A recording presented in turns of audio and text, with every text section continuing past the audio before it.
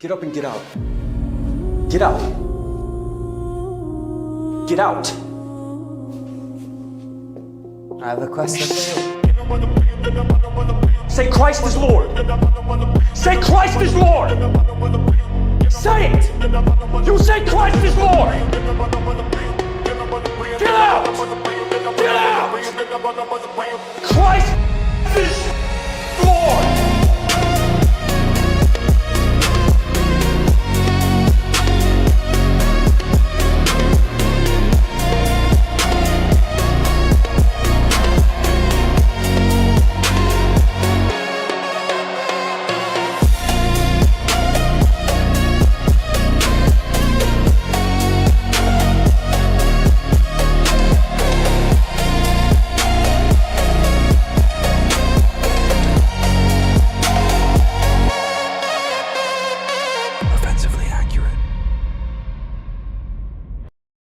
Hello and welcome in to another episode of Offensively Accurate, hosted by yours truly, Atlas Thugged, aka White Boy D Voice, aka another racially ambiguous graper, forgive me, off my game apparently.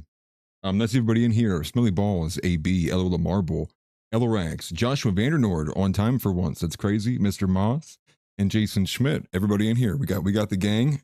Gang's all here, guys. It's like SpongeBob. We're counting the fingers on our hands.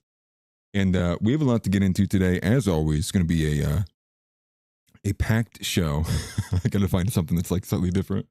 And we're kind of in a little bit of a lull period with what's happening with the Iran war. You know, you would kind of hesitate to say that. But again, it does appear that we are in just a little bit of attrition. There is some ongoings outside of that. There is a major development, but it seems to be extremely speculative at this point. I've been hesitant to even type it or text it fully out because I want to be able to make sure I can get the message out. We're going to be covering a good bit today. More of Jake Paul. This is just the newest development that I don't think anyone has a grasp upon, which is they did an interview. It was reported by, I believe it was the White House themselves, reported in advance. There was an interview coming from the President Trump and Jake Paul. For any of those who've not seen it, I've not seen it either. I do find it ridiculous. But one of the clips circulating from this interview that Donald Trump is doing with Jake Paul is them agreeing about how it's really bad how Iran treats the gays, huh? They're throwing them off the buildings. We don't do that here in America.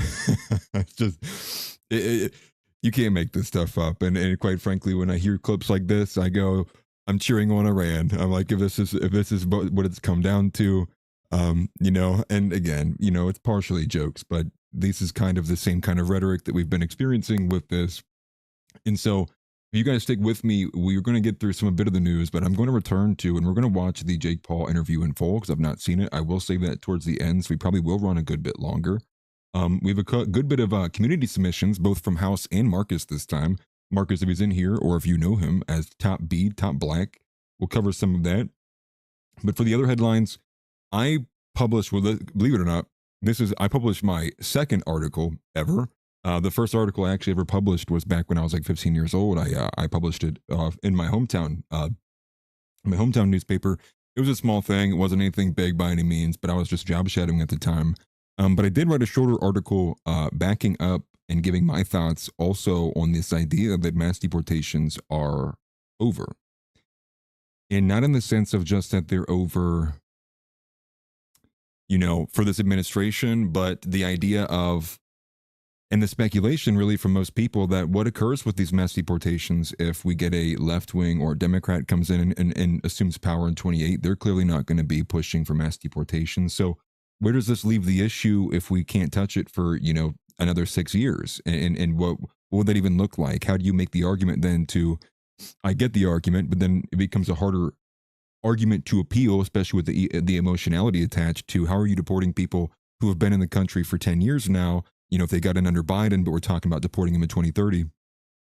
So there's just a lot. There's just a lot here. And one thing I will say too, Elorax put it in the chat as well. His electricity just popped off and back on. It's crazy windy over here right now. That may be an issue for the show tonight. My internet's not flickered yet, but the power has flickered here before. In the Midwest, we're having extreme windy conditions. The siding on the side of my home is gone, and the undersiding for my foundation is also gone. So I tried looking for that earlier today. Actually, I went down through the neighbor's yard a little bit to find pieces and bits, but it was all ripped up and destroyed. So I might have a little bit of work to do, home projects. But again, back to the news though. We'll cover in mass deportations, the Iran war. But inside of the Iran war is this brewing speculation that Netanyahu is no longer with us. Or even if he's not with us, speculation that he perhaps was struck or is injured to a heavy degree. And a lot of this is coming from this video that was posted from the official handle of @Netanyahu. And this has seemingly a few AI deepfake kind of influences in it. I will be honest with you, I went and saw the videos posted by the Krasenstein brothers, or at least one of them. I found it to be really odd, but surely the Krasensteins wouldn't push something that fake, would they? They have before. And I went and checked, and I was looking at some of this other stuff, and it's not even just that there's like 6 fingers on hands. There's another instance in this video that looks like he has like 20 bottom teeth. And so there's a couple things that are inside of this that you go, hold on, that's a bit ridiculous, you know. So we'll dive down on what that may be. And again, it's coming from his actual account, and then the official government handle of the prime minister, the official ex prime minister account. They deleted a tweet, and this tweet seemingly was calling for everybody to stop speculating, like don't speculate, only get your news from verified sources. And they deleted that tweet, which was odd. And many are what they're doing today is they're connecting this incident. I don't know if you guys had seen this, of Scott Bessant was in the middle of an interview. I forget who he was interviewing with, but he was in the middle of this interview and he gets pulled from it, saying the president needs you. And so many are connecting this moment with Scott Bessant to this idea that Netanyahu was harmed or is no longer with us, or that they at least got the update or the confirmation of such. I guess my first thought goes into that, going, why Scott Bessant? Why the treasurer? Why would he need to be getting pulled? To be told that like in such an urgent time frame. So I don't think that connection is really that valid, but I will say I think the AI stuff from the video is very peculiar. There's also this idea of this kind of brewing beef between Asmongold and Nick. Some are saying Asmongoy. I'll just play a short clip of that later on in the show. I don't think it's really anything worth monitoring by any means, but it just feels very feminine, and I don't appreciate the feminine. From men, that is. I appreciate the feminine from women, but that almost doesn't exist anymore. Well, most of the time you get butch energy from women, and then you get gay energy from men, and I don't want either. I don't want either, and next thing you know, I'm just alone by myself. Thank you for subscribing to the channel. I appreciate that. A couple things at the top before we get into it. I want to say again, thank you to our sponsor here. I believe he's in chat as well. NAV Metallurgy. And again, I want to bring up the light box. This one I've not shown you guys yet. This is the actual offensively accurate light box here. Glad it still has power. But that is the logo of the show. Forgive me, it's backwards, obviously, because I have it's mirrored on my end. But light boxes for offensively accurate, beautifully done. The wood framing, everything, the finish on it is perfect. Battery powered as well. It's just one of many items that that NAV is capable of putting together. Their website is under construction. He's in the chat. He just put it in there. But the connection is still in, or the website, forgive me, and the link to the website is still in the description below. I think there's a reach out point or an email that you can reach out to them directly. But again, probably give them a couple days, if not a week or two, to fully revamp the website, and you'll probably be hearing from it for the first time from me. But again, special shout out to Rex Crassus. And all the guys there at the workshop at NAV Metallurgy, and I'm sure that Zeb appreciates it too. Zeb also being another sponsor, or also being sponsored, forgive me. In addition to that, thank you for everybody who has been supporting on the buymeacoffee.com/AtlasThug. I appreciate that greatly. That's huge. I know Smelly Balls, and I believe it was Caleb. Forgive me if I'm messing up the names, but I appreciate you guys greatly. Also, I've recently donated on there. And here soon, I will be having a real-time widget that will have the Buy Me a Coffee support hitting here, and hopefully it'll be popping up there. It's interesting. House says he couldn't send a super chat. That's crazy. This has been like I've been hearing this like from a bunch of people. It seems like it just selectively picks and chooses. Not really sure why that is, but I appreciate the thought regardless. Thank you. So hopefully I can get the buy me a coffee thing done soon. It'll essentially act like Nick Fuentes' super chats. You'll see the text pop up on the screen. I don't know if I'll be able to get it to do the TTS or whatnot, but we'll see. It allows me to make a goal for super chats, but then you're not allowed to super chat. It's kind of funny how that works. Anyways, you know, more on the personal stuff, maybe on a monitoring the situation things. I have some thoughts about just the future of this channel and some ideas of my own, but not relevant for today right now. And also the Grip Report will be coming back tomorrow for all of you guys who have missed it. And Josh failed everybody. He didn't show up last weekend. No idea what happened with that. Attack him. Don't attack me. It's all him.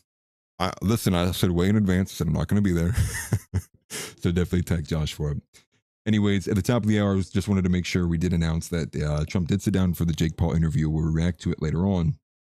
But I think here's a that's unfortunate. So even writing test isn't allowing it to come through. That's lovely. We appreciate that. Well, thank you, House, for at least letting me know that something is going on.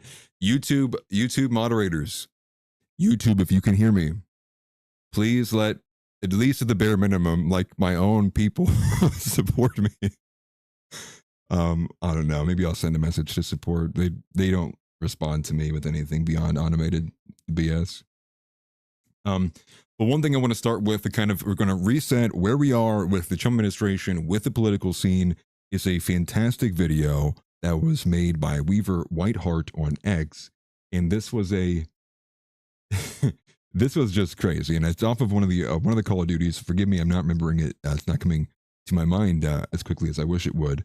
But I will pull it up for you guys to see because it's hilarious. Okay, looks like How Ninth got it to work.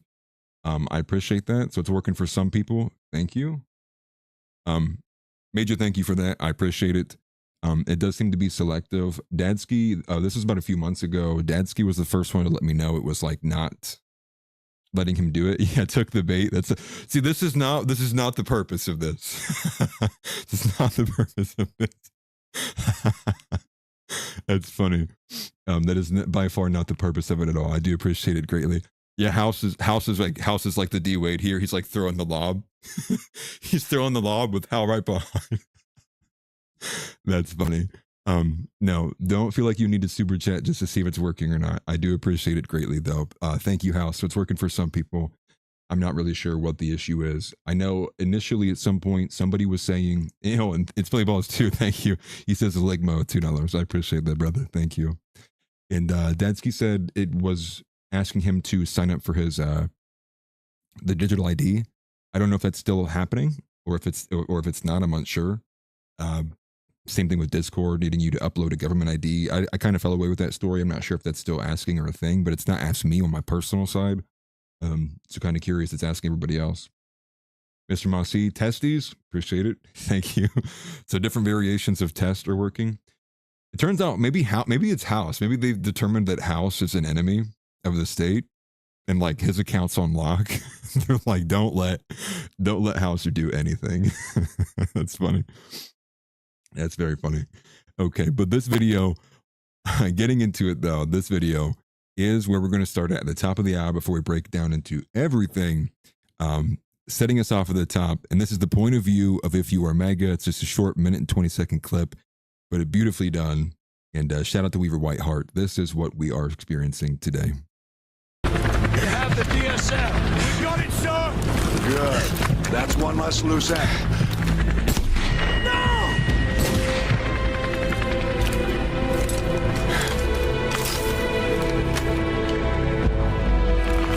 Area is sanitized. All targets destroyed. Solid copy. No movement detected. 2-6 going into holding pattern. It's so good.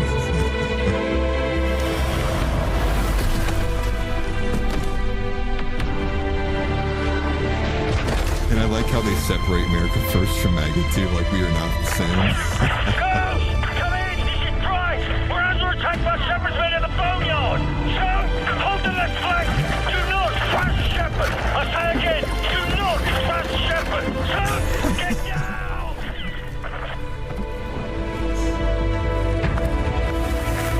Third temple. Oh, I didn't say it yet, my bad.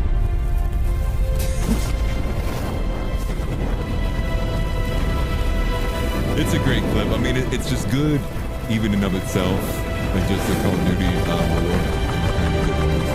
what this lore used to be. But for those who might only be listening, it was just a short clip of a Call of Duty scene of an individual being backstabbed and then later on being essentially executed by their former commander-in-chief. And it's a very accurate depiction of what MAGA and America First is experiencing right now. And that seemed to be, well, a lot of the basis of what was talked about between Piers Morgan and Tucker Carlson. Tucker Carlson's been, again, swinging around like a hammer, although not a Hebrew hammer. He's actually a seemingly an American hammer. You know, I know he's being paid by Qatar, but, you know, we don't know that for sure, but nobody really knows.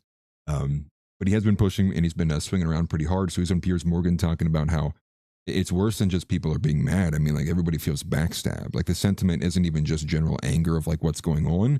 The sentiment is like, you have betrayed us. Like, why did you do this to us? So the sentiment is, you know, a bit further beyond anger. It's a bit more of like resentment, bitterness, demoralization. I think that's where a lot of individuals are at, is this demoralization aspect. I know I've been talking to a lot of you guys privately, been messaging you guys too. And I know this has been kind of a strong blackpilling feeling.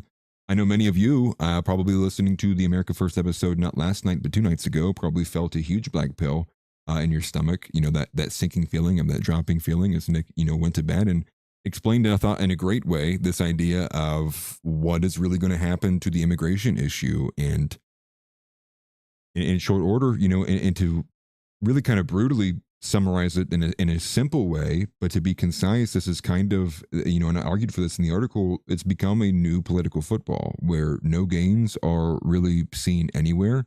And it kind of, it's like flip flop, you know, snip, snap, because when it comes to the border and like the immigration controls at the border, these are things that are easily repealed and then put back on, repealed, put back on, depending on which administration comes in.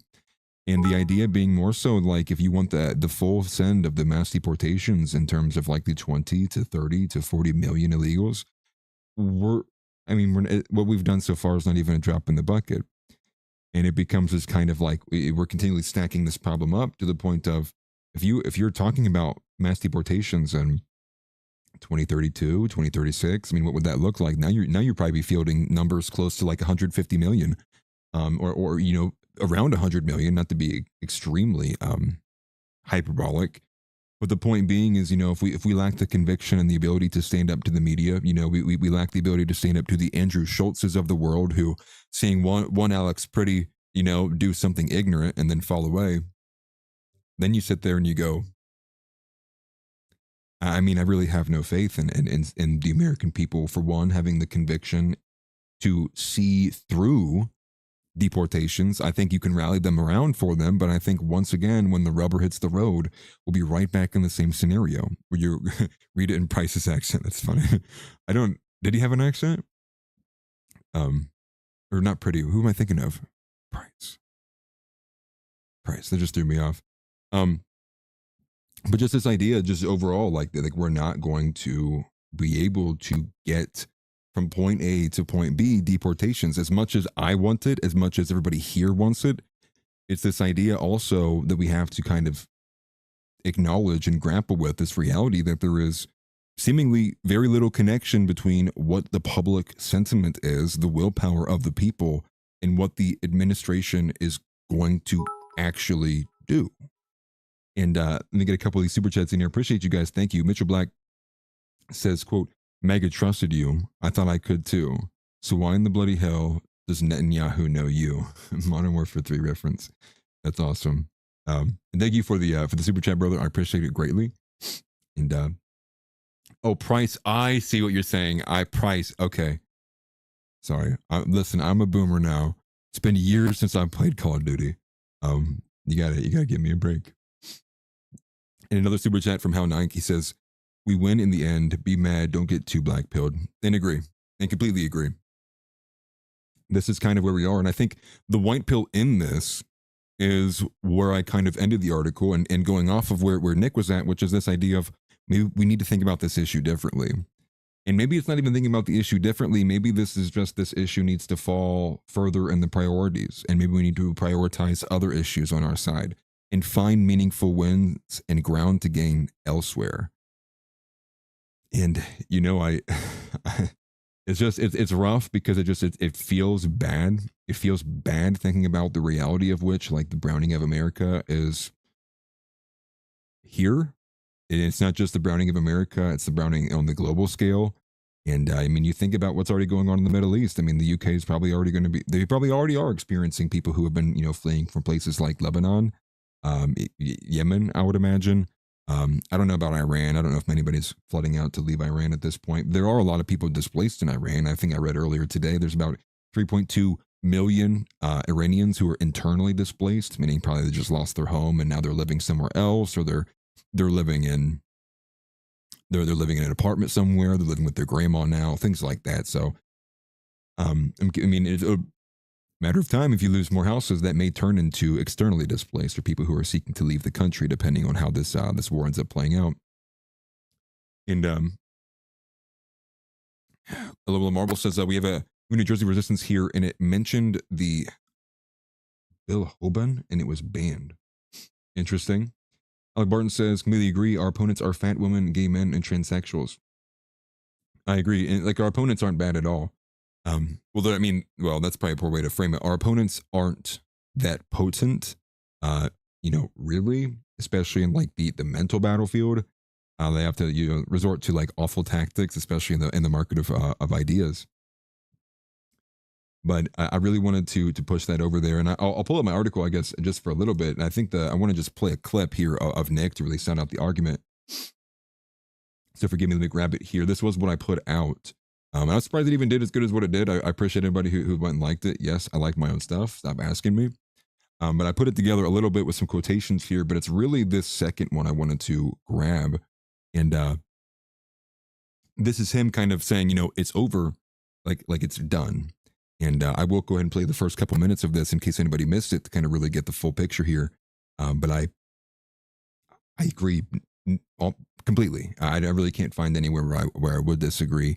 I think if the only place I would disagree would be on maybe the by chance element that there's somebody like Fishback who just appears out of nowhere. But I really have no faith in that. And I think like, and again, you know, with, you know, probabilities, if we already got a Fishback in Florida, the chances of there being another one in the national, it's just like, I can't see it happening. But again, we still have some more time, so who knows? And again, I think there will be a lot of what we're going to see in the 2028 election will be a referendum on what's happening right now. And I can't see it going positive in any way, shape, or form for the Republican Party, at least right now. But here's this. The immigration issue. Well, I don't know if it's working. As far as I'm concerned, the immigration issue is over. I know that's controversial. I know you don't like to hear that.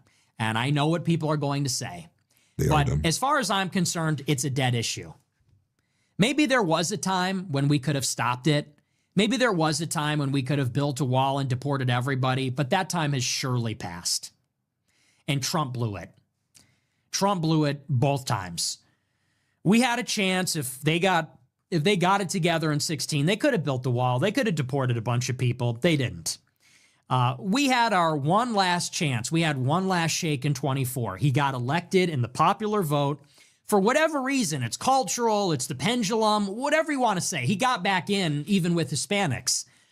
And he made it a poisonous issue.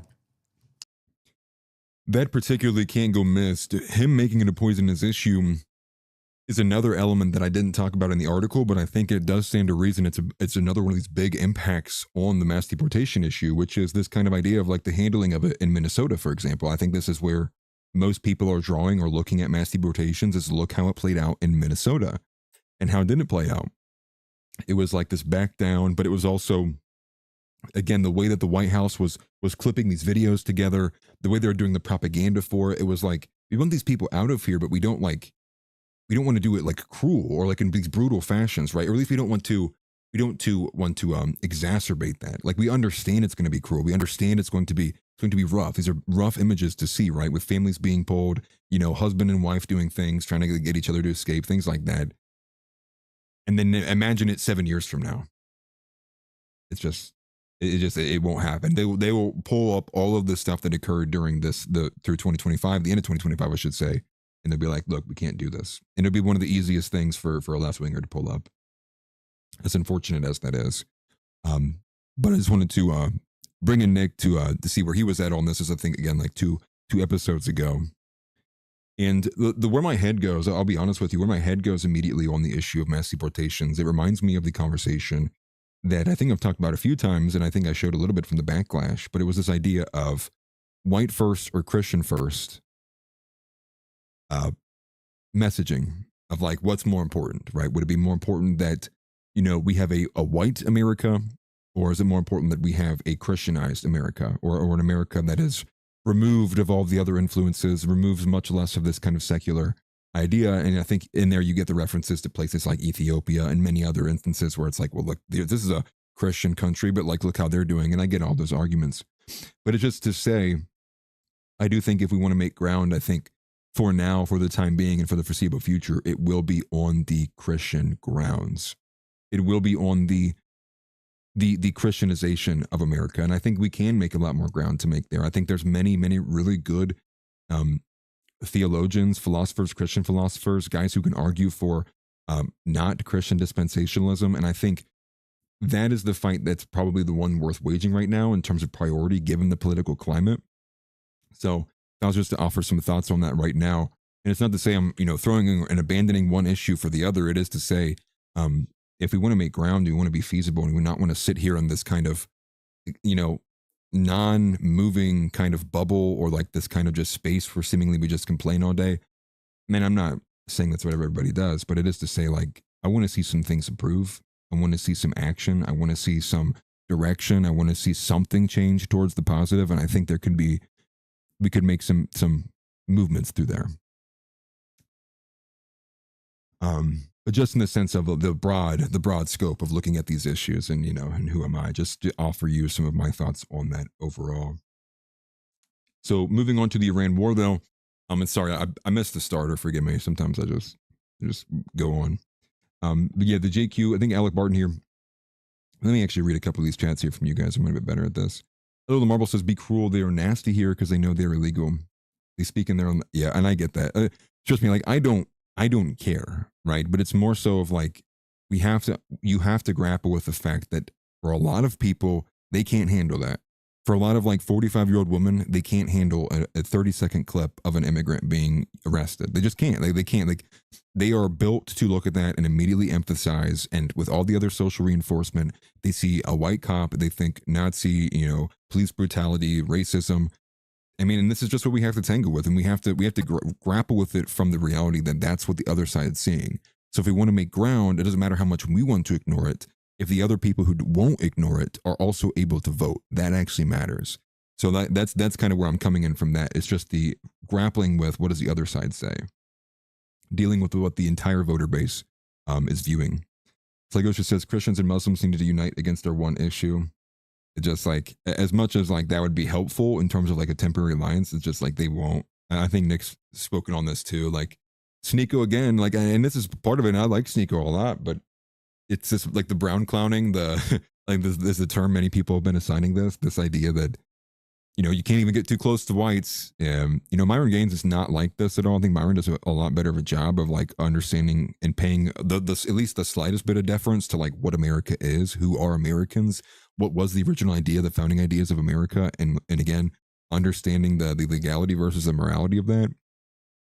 But I just don't see it. I really don't. I would like for there to be a temporary alliance. I would like for people to join hands and look and set down aside and differences. But think about how difficult that is even inside of the Christian, just in the Christian umbrella. I mean, fighting between evangelicals and Mormons and Orthodox and Catholics and then Roman Catholics. And I'm just like, I'm kind of my headspace is far and away from uniting with Muslims. Is just, again, and I don't think they're united even on any kind of front. I think a lot of them attack Sneeko for as much as he just is willing to even have conversations with people like Clavicular and Nick. And so I just think culturally we're not even in a place for that right now. I wish it could happen, but I just don't think it's even worth spending time right now.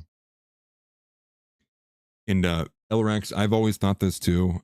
You'll get more people on board with Christian nationalism than white nationalism. I think that's kind of in the mindset of what I'm thinking of, changing the scope of the issue or the rechange of prioritization. It would be that. It would be the push for the Christian nationalism. It would be, let's win these fights here, because we know these are the fights we can win front, back, and center, right? If you're comparing post-millennial worldview versus premillennial worldview, it's the reason why they have to call you an anti-Semite and Jew hater. It's the reason why the language has to get so weaponized, is because they can't win on those grounds at all. And if we get more men who will have a mastery and an understanding of the word of God, we can fight these battles easy. And I think that's where people need to spend their time. You know, and again, 2 for 1, you can fight the JQ and read your Bible at the same time. How's that for winning? How's that for winning? And one thing with that too, I meant to put this in the Discord. I'll probably just put it in the Telegram. But one thing is for sure, I have been I started recently again rereading through my Bible with I always read through my Bible, but like reading it through.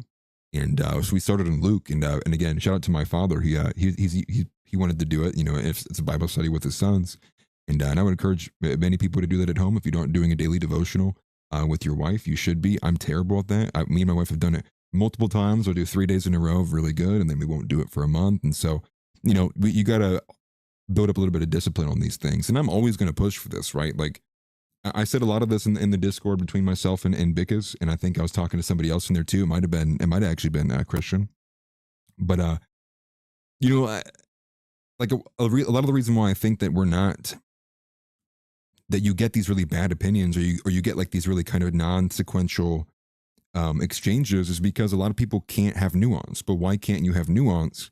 Well, it's because you don't understand the broader positioning, or you don't understand the broader scope of the arguments, or arguments that are in play. And I think with that, though, is just an overall like educational loss. Everybody knows it. You know, you didn't learn about damn near nothing when you were in high school. So I think that should also drive you to also have an element of you taking time away to pursue understanding, and that's with historical contextualization. That's with biblical contextualization. And then that's part of what I'm trying to do with you guys here, you know. And so majority of this is obviously a political show, but I clearly, you know, am injecting a lot of my, my Christian belief in here.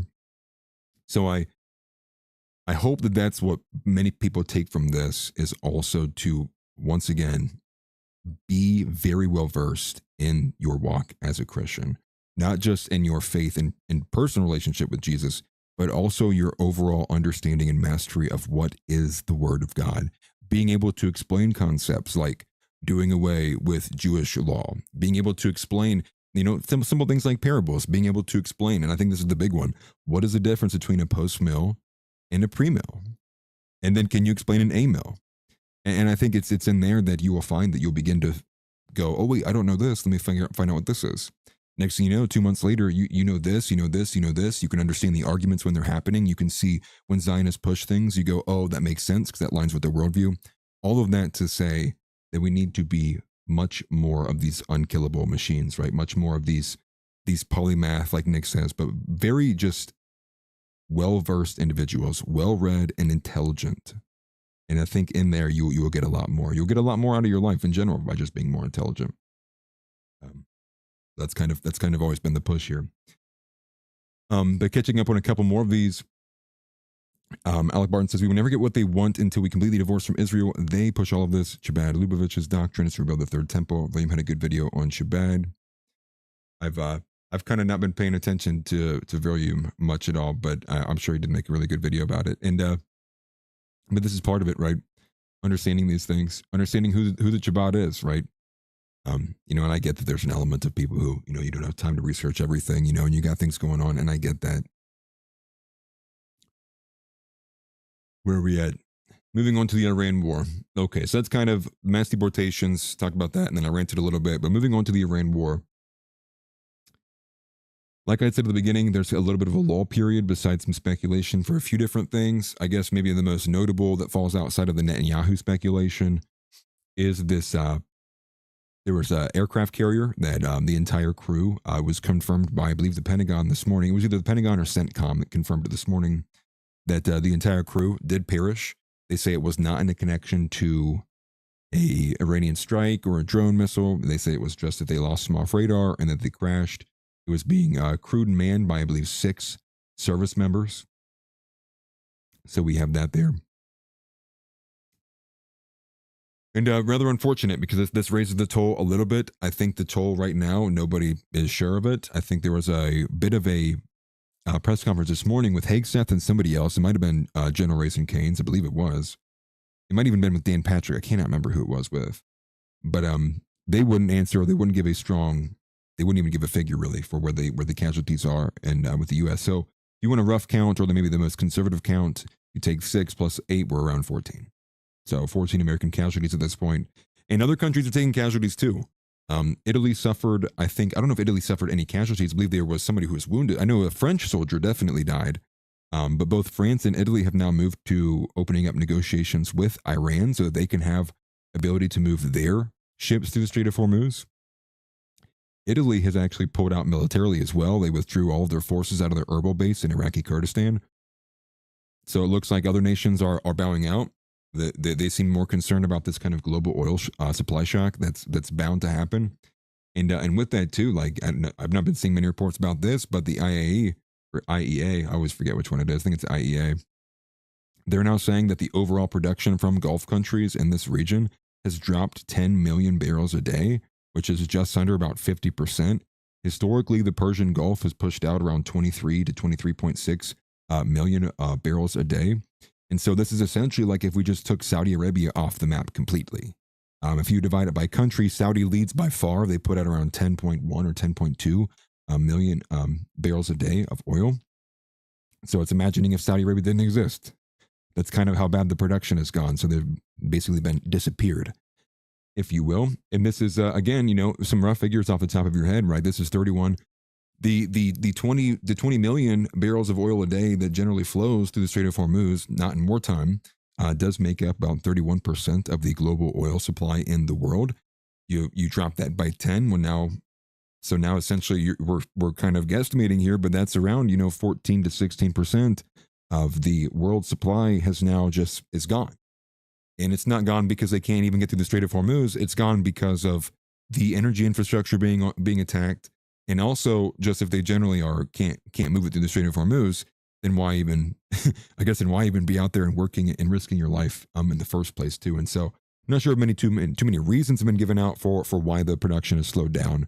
But I know for sure there were some multiple oil fields in Saudi that were hit, as well as there were other machinery that was hit, I believe, in Kuwait too. So that's kind of where we are with this.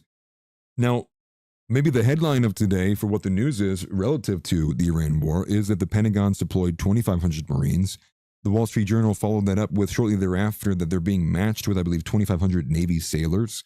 So the Pentagon has pushed out now about 5,000 troops. And with that, many people came out with the reminder. Maybe that's going to block me a little bit. Where's that at? Forgive me, I'm like losing my voice too. I'm like yelling at my wife too much, I think. It's a joke. Well, is it? Where are we at? Oh yeah, with the deployment of all these troops here, it is reminiscent, and many people did the remember when, and many people were like in the member berries. But DMT, Dominic Michael Trippi, and many other journalists had the reminder, including like Luke Rudkowski, that the escalation of the Vietnam War also had a similar start with the deployment of 3,500 Marines. And they came from the 9th Marine Expeditionary Brigade. And so are we, I don't really want to bring up Vietnam in relation to the Iran war, but it is, all international outlets and just the general feeling from it, if you're asking me, and I think many of you feel the same, that a lot of the rhetoric coming from Trump is just BS. It's meant to appease the markets. I think there's a lot of other evidence we've talked about here on the show from like the market manipulation that they're trying to keep it under wraps. And again, part of the speculation with Netanyahu is I think they're waiting for the markets to close today to be able to then drop or figure out a way to kind of spin the story here. And again, we'll get into more of that there, but just not looking good. And to recap everything that happened yesterday, I will run through a few events from the Iran war in case you guys you miss any of these, but I will catch up a little bit. And there's just a few points to be made here. But Iran started striking airports. They went at both the Bahrain International Airport and I believe it was the Kuwait International Airport. They both struck both of those. The U.S. and Israel continued their strikes in Tehran and western Iran. The U.S. Navy has now officially, although we know they did this a couple of days ago, they've now officially told the shipping industry that military escorts are not possible for now. But again, if you guys listen to me, you can get today's news about a week in advance. We knew that a long time ago. The National Security Council reportedly, quote, significantly underestimated Iran's willingness to close the Strait of Hormuz, or rather, their ability to. And then again, number 5, what I just kind of covered there, the IEA has estimated that Gulf countries have reduced their production by at least 10 million barrels per day. Again, just under 50% of the total Persian Gulf production combined. Would be like as if we Thanos snapped Saudi out of existence. And, and again, Strait of Hormuz specifically is accounting for the transit of 20 of those million barrels per day. A lot. And like I'd mentioned earlier about the Iranian, displacement, it was the UN Refugee Agency that reported that around 3.2 million Iranians have been internally displaced. And we got a lot of comments from the now new supreme leader, who is the son of Khamenei, Mojtaba Khamenei, forgive me. I think I'm saying that right, Mojtaba. And there are some oddities with that. I don't think he's actually been seen publicly. I think I've also seen reports that he's injured right now, and so that's why you're not seeing any public appearances. There's been reports that they were using cardboard cutouts. So take this with a grain of salt and ensure if this is him or not. But what we do have is a couple quotes that he gave in his first public address.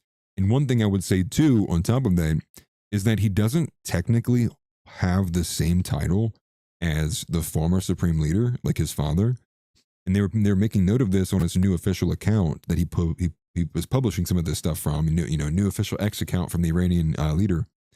His name had some kind of translation that meant more to revolutionary leader, or like leader of the revolution, instead of supreme leader. So it seems like they're already getting a bit more hardlined, as was predicted and expected by all intelligence reports, despite Trump ignoring all of that because Israel. And here's a couple of his statements. Here's the first one. Mojtaba, he says, "We will obtain compensation from the enemy. If they refuse, we will take their assets to the extent we deem appropriate. And if that is not possible, we will destroy an equivalent amount of their property." He also then said the Strait of Hormuz must remain closed. In another statement from him, discussions are ongoing regarding the opening of other fronts in areas where the enemy has little experience and is highly vulnerable, meaning they are willing to expand the war beyond what it is already in. What that means for Iran, couldn't really tell you. But like what we just saw with the mines being deployed in the Strait of Hormuz, I don't think many people were expecting that to even be a thing. It felt like it came out of nowhere. I feel like I didn't even hear any of the military strategists mention that they have mines or any capacity to shut it down. But next thing you know, we're just getting shocked and awed, and now Iran is somehow capable of fighting back. I'm very, very, very disappointed in the overall coverage of this entire issue. It feels like we are just grasping at straws. It feels like, and many of you probably feel the same. You probably go and you listen to this person or this person, and it just feels like you're being lied to. And this is my overall feeling too. So trust me, when I'm coming to you from someone who's trying to find decent sources, it really is. It just comes down to who you're listening to. That's the version of the war you're going to get. So therein, I try to stick to the coverage from Nick Fuentes, someone who I believe has been spot on and kind of spotless, if you will, in their coverage, has been again vindicated on many things. So that's kind of where I guess I will direct you guys as well too, beyond myself, for the coverage of the Iran war. I think that's really the only person you should be listening to. And like I said earlier too, the Italian base in Erbil, Iraqi Kurdistan was attacked by drones. And for those who don't know, the KRI, which is like this semi-autonomous zone, like in the north of Iraq, it's the Kurdistan region of Iraq. They're like, they're recognized by the Iraqi constitution. They're like not a separate country, but they're like an autonomous entity inside the country. And then even inside of them, there's like 4 governorates. And inside of those 4 governorates, they're separated into like 2 different political parties. There's like I have my notes here. Where's it at? There's the Kurdistan Democratic Party and the Patriotic Union of Kurdistan.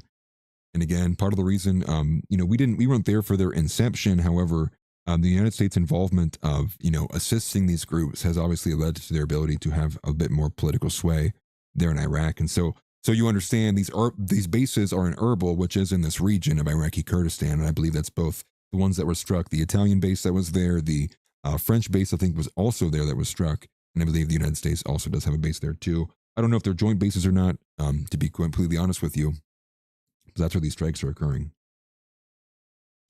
Then can't miss this. I didn't really cover it much at all, didn't see much about it, but a mass shooting occurred at Temple Israel Synagogue in Bloomfield Hills, Michigan. I don't know if you guys had seen this or not, but it literally looked like the biggest police presence of my entire life. Like, it looked bigger than what you'd seen from like the Vegas days.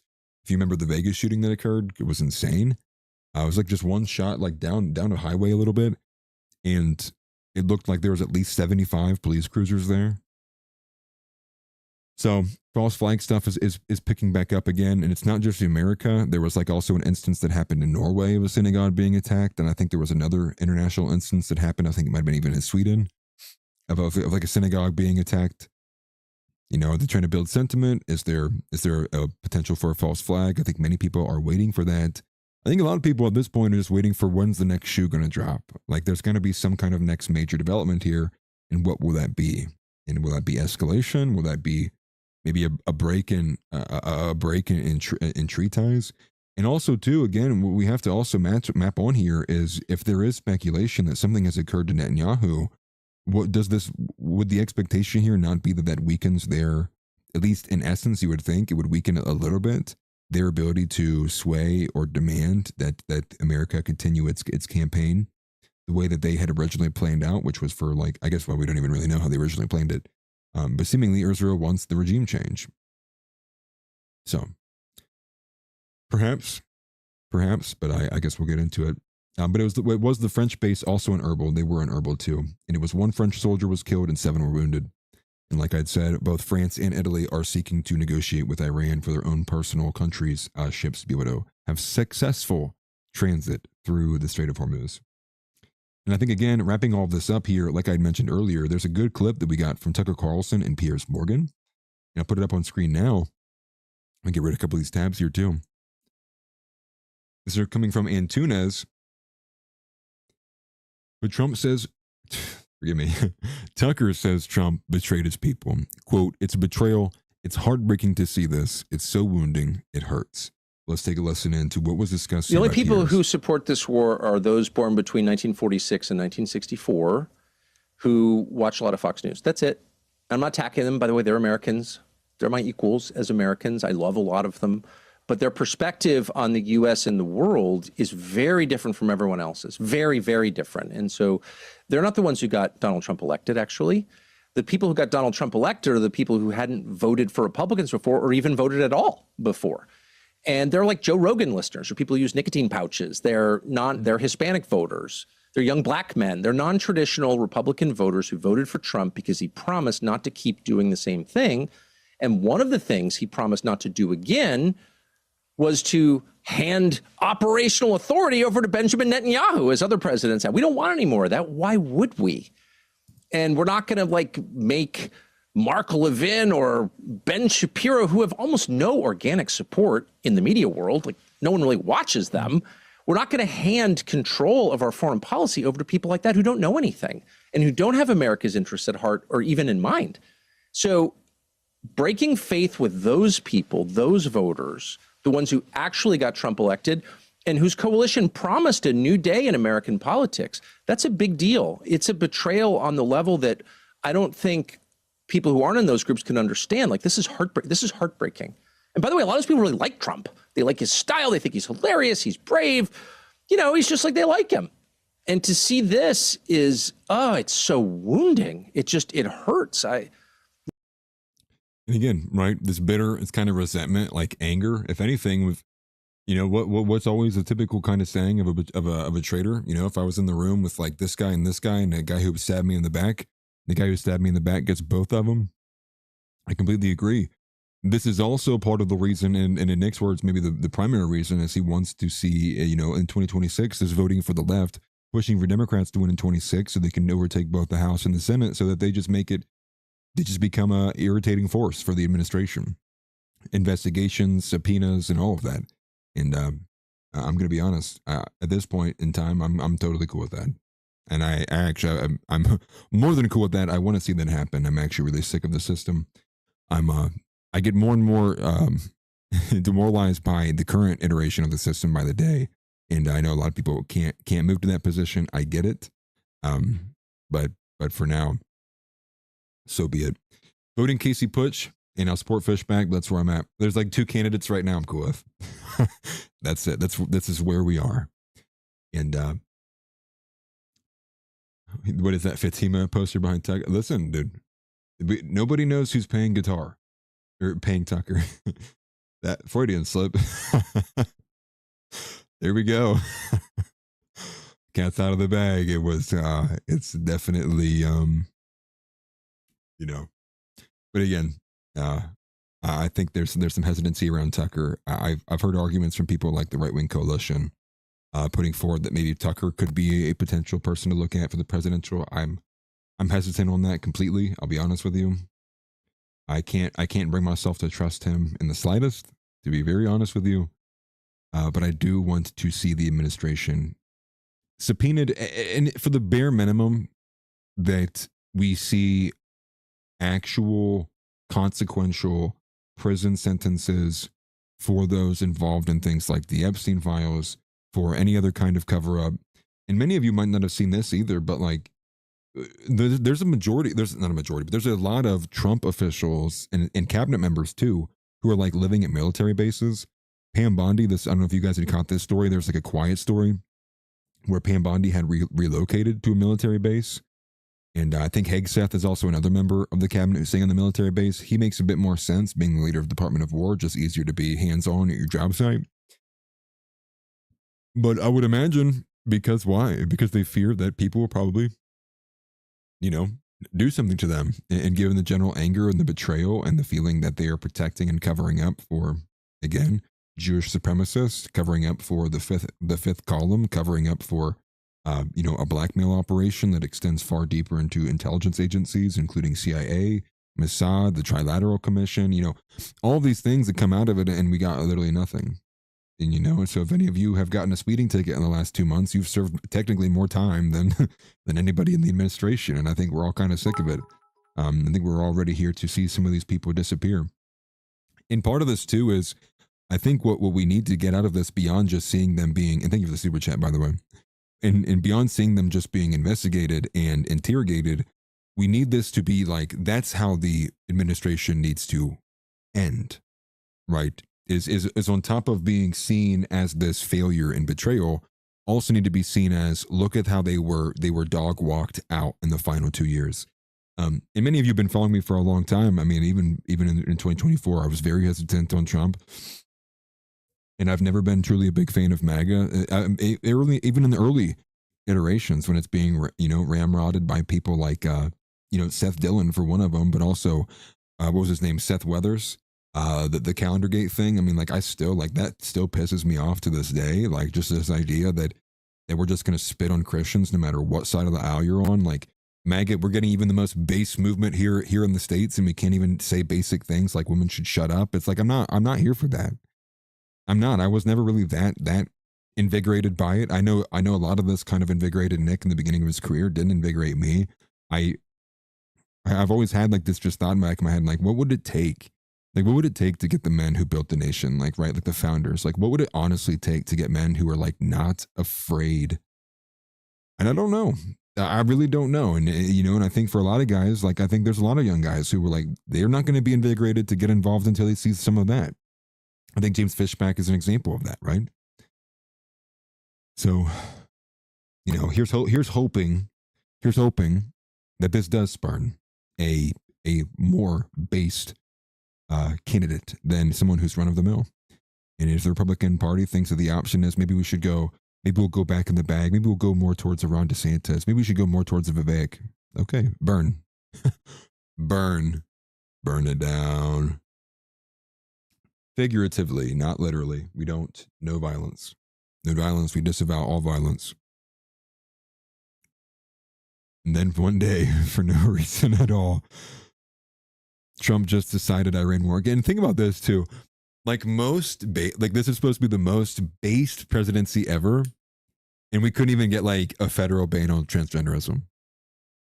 Most base administration ever, and couldn't even get that. And like that's like it should be a dead issue now too, right? Which is like that should be a dead issue, and it's not. And it's not. Here we go. But okay, moving on to the brewing speculation that Netanyahu has been harmed, or has been killed or maimed. But this will start here. This is one of the first things I saw of this is being reported by the Kremlin, or an account that just says the Kremlin. It's not the legitimate one. I'll put it up on screen for you. This is what I had seen. They said, heads up everybody, and they tag Netanyahu, and they posed this tweet. And what they say here is this is the official government handle, and they say it's been deleted. It's now got 2 million views. Many people are here saying they're hoping for it. I wouldn't, let's avoid that kind of more melancholic talk. But this is what they say. His official statement from Prime Minister's office, rumors circulating on social media about Prime Minister Benjamin Netanyahu's status are unconfirmed. We urge citizens to rely on verified updates. Efforts are underway to establish contact. Prime Minister Netanyahu remains committed to Israel's security.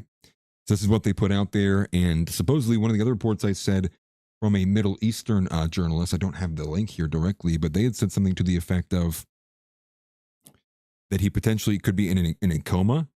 We do know his brother was struck. His brother was struck, that almost like a week ago at this point. It feels like it's been a hot minute. But there's speculation that perhaps he's in a coma being held at a specific facility. And this seems to be the extent of what we have, at least on like, any kind of like actionable ground. The reason why the speculation started blowing up was because of this interview of Scott Bessant. And for whatever reason, people were connecting it. It does seem to be a bit weird, I will say that. But here's this clip if you've not seen this so far.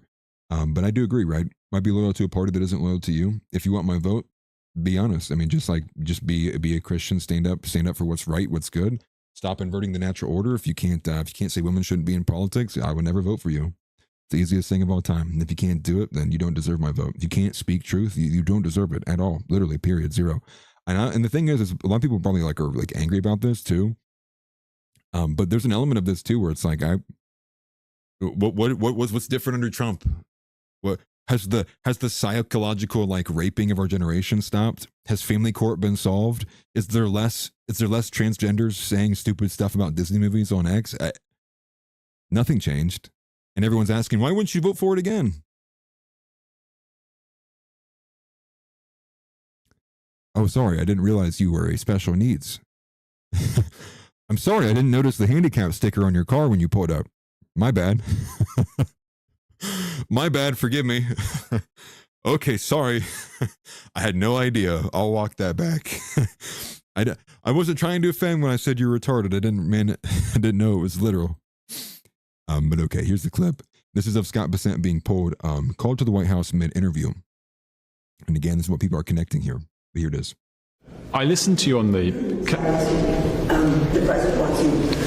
Sorry, the president wants you right away. Oh, okay. Okay. No problem at all. Toasty. See you shortly, Mr. Secretary. You can work that in. Mr. Secretary, I have to say... So, and again, it's more than just that he's being pulled away. Maybe I should have prefaced this actually before playing the clip outright. I'll pull back just a little bit so you see this. They're saying, look how different his demeanor is from where his demeanor is now at the beginning of this versus the way he's like, people have been saying he's like visibly shaking. I've not seen the full thing yet, so I guess we'll see that. So you guys tell me, do you think his demeanor changed? Yes or no? Ben Gvir, that's another one that I forgot to mention. That's somebody else who's supposedly not had any kind of public appearances for at least like 4 days now. And I think it was also reported that he was struck alongside the brother of Netanyahu. And I think if you're going to connect some dots, maybe I think there's a chance that Netanyahu was also involved in that strike. And that was about a week ago. Could be wrong on the timeline, but it's been a hot minute. It's been more than a couple of days. Okay. No problem at all. So he seems chipper. See you shortly, Mr. Secretary. You can work that in. Mr. Secretary, I have to say, it's a first, I'm sure a last as well, that an interviewee's been pulled away to go to the Situation Room. How was the president? Was he stressed? No, the president is in great spirits. The Iranian mission is proceeding well ahead of schedule. And I have to tell you, Wilf, that I have a teenager who's considering military service, and I could give this team my highest compliment, from President Trump to the head of the Joint Chiefs to the Secretary of War.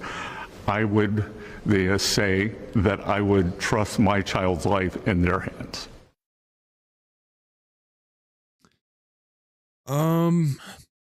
Doesn't seem too crazy, to be honest with you.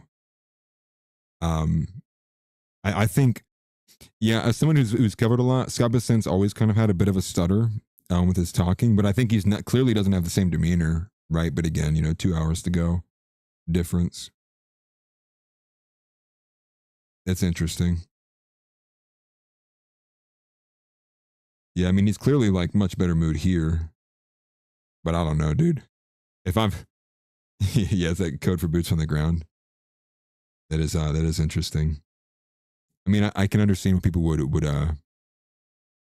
push it. Maybe it is. Maybe you guys are right. Maybe he is. Maybe he is shook. Maybe he was told something he was not expecting to hear. Could be. Could definitely be. Well, boots are on the ground. We talked about that. They're on their way. 2,500 Marines and 2,500 Navy sailors. Boots will be on the ground. They are. It is happening. Yeah. Yeah. Thank you. I'm glad Zeb covered it. Yeah. 2,500. We are actively in the process of boots being put on the ground right now. Because we have to. Because Iran can't have a nuke. I would, if at this point, if you were asking me, I would. Zalman Shapiro, can you hand me one of your radiator trucks? Can someone please point me to a fitted radiator truck?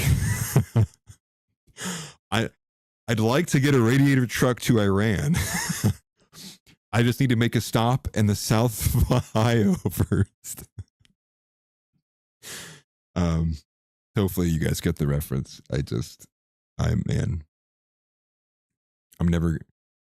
It's like people sit on both sides of the issue too as well. It's like, yeah, our government's been operating in a very evil capacity since it's basically been co-opted by the Israeli lobby, by also the Jewish fifth column, by also just other elements that stick outside of that, the ground. But then they go, this same government should also be bombing people across the world and determining interests of other countries. It's like, I will never side with my country over what I think is good or evil. Like, I'm telling you that right now, for me, it has always been God, then country. And I'm sorry, what our country has been doing is just been outright just evil, and it sucks because this isn't a condemnation of the men and women who are in uniform. Well, the women shouldn't be in the uniform in the first place, but it is a condemnation of the directive and the reasoning and the allying and the manipulation on top of that of public sentiment to do certain things. And all of it to protect the nation that stole nukes from us. Like, what are we doing here? What is this? Iran just can't have a nuke. Like, at this point, I don't care, dude. Give everybody a nuke. Just make it stop. Whatever makes Jake Paul stop doing interviews at the White House first. If that includes Iran having a nuke, put it on the board, dude. Put it on the board. Some people just think in such tight-knit binaries that have been presented to them, and I'm sorry, we do not operate here. I will not operate in the binary they keep putting forward. I don't. I refuse, and I think everyone else here should refuse too. Life is not a binary, guys. Nuclear weapons are not a binary. History is not a binary. That was a misclick. Forgive me. Sorry. I literally misclicked so hard there. That's funny. Misclick so bad. Yeah. But moving on, more from the reasoning wise. So this video does appear to be AI influence. So this is going into part of the reason, connecting the dots here for him being, gone, or at least in a coma. And this video is kind of crazy. I will respond to a couple of these real quick from you guys. I know I've missed a few of them. I appreciate everybody in here. Thank you very much. JR says, Atlas, do you think Trump will start admitting Iranian refugees after the GOP loses the midterms? Well, this is kind of the weird thing. I think I covered this maybe 2 or 3 days ago, that Hegseth said something like, we are not going to be taking Iranian refugees, but Trump said that they should start signing up for asylum. Not sure what happened with that. Maybe we already are. Maybe they already are applying for asylum. They probably, a lot of them will go to Europe. But the thing is, too, is it's, again, the reports that they're internally displaced, I don't think many of them are trying to leave the country at this point in time. I'm sure that would be down the road. We may get there. And I think regardless of what Trump says, I think we're going to be taking in refugees. Not how many. And here's the thing, too. If you're an Iranian refugee, why would you even be attempting to seek asylum here? I mean, you're going to just be viewed a certain way. Like, I just can't see that. Europe makes more sense there. But again, I wouldn't wish that on Europe either. Yeah, restart. Yeah, we reset. And we get a hard reset here. Jason said Atlas will lead the boomers to the promised land. Yeah, if the promised land is the graveyard, and I don't mean to be morbid by any means, but I am, with the boomer crowd, you have to dust your feet. I've said this before, there's 0 point in trying to plead your case to the boomer crowd. I think Zeb talks about this before. It's reverse Groundhog Day for them. They wake up. It doesn't matter what happened at all throughout the day. They go to sleep. They wake up. It doesn't matter what fact you put in front of them. It doesn't matter what poll you put in front of them. It doesn't matter any of it. They can't change. They are stuck in their ways. And I think people who are trying to get boomers to see it, they're good as props. They're like, see how the boomers think? Like, you know, if you have a debate every so often, but just got to dust your feet and move on. Worry about the youth. Boomers are a lost crowd. And I don't mean that to be demoralizing or blackpilling on them. I just think, you know, in my own personal experience, I think many of you in their own lives have experienced this. I think we see it day in and day out in the public purview. I mean, go ahead. You could try if you want to. Yeah, but Fox News dominates their brain space. It is also tiresome. John, I completely agree. LRX says they don't know WTF what is going on. Contradictions throughout the admin, such a disgrace. Yep, this has kind of been, even in the you know, Israel brought us out here. Then they're like, no, I didn't say that.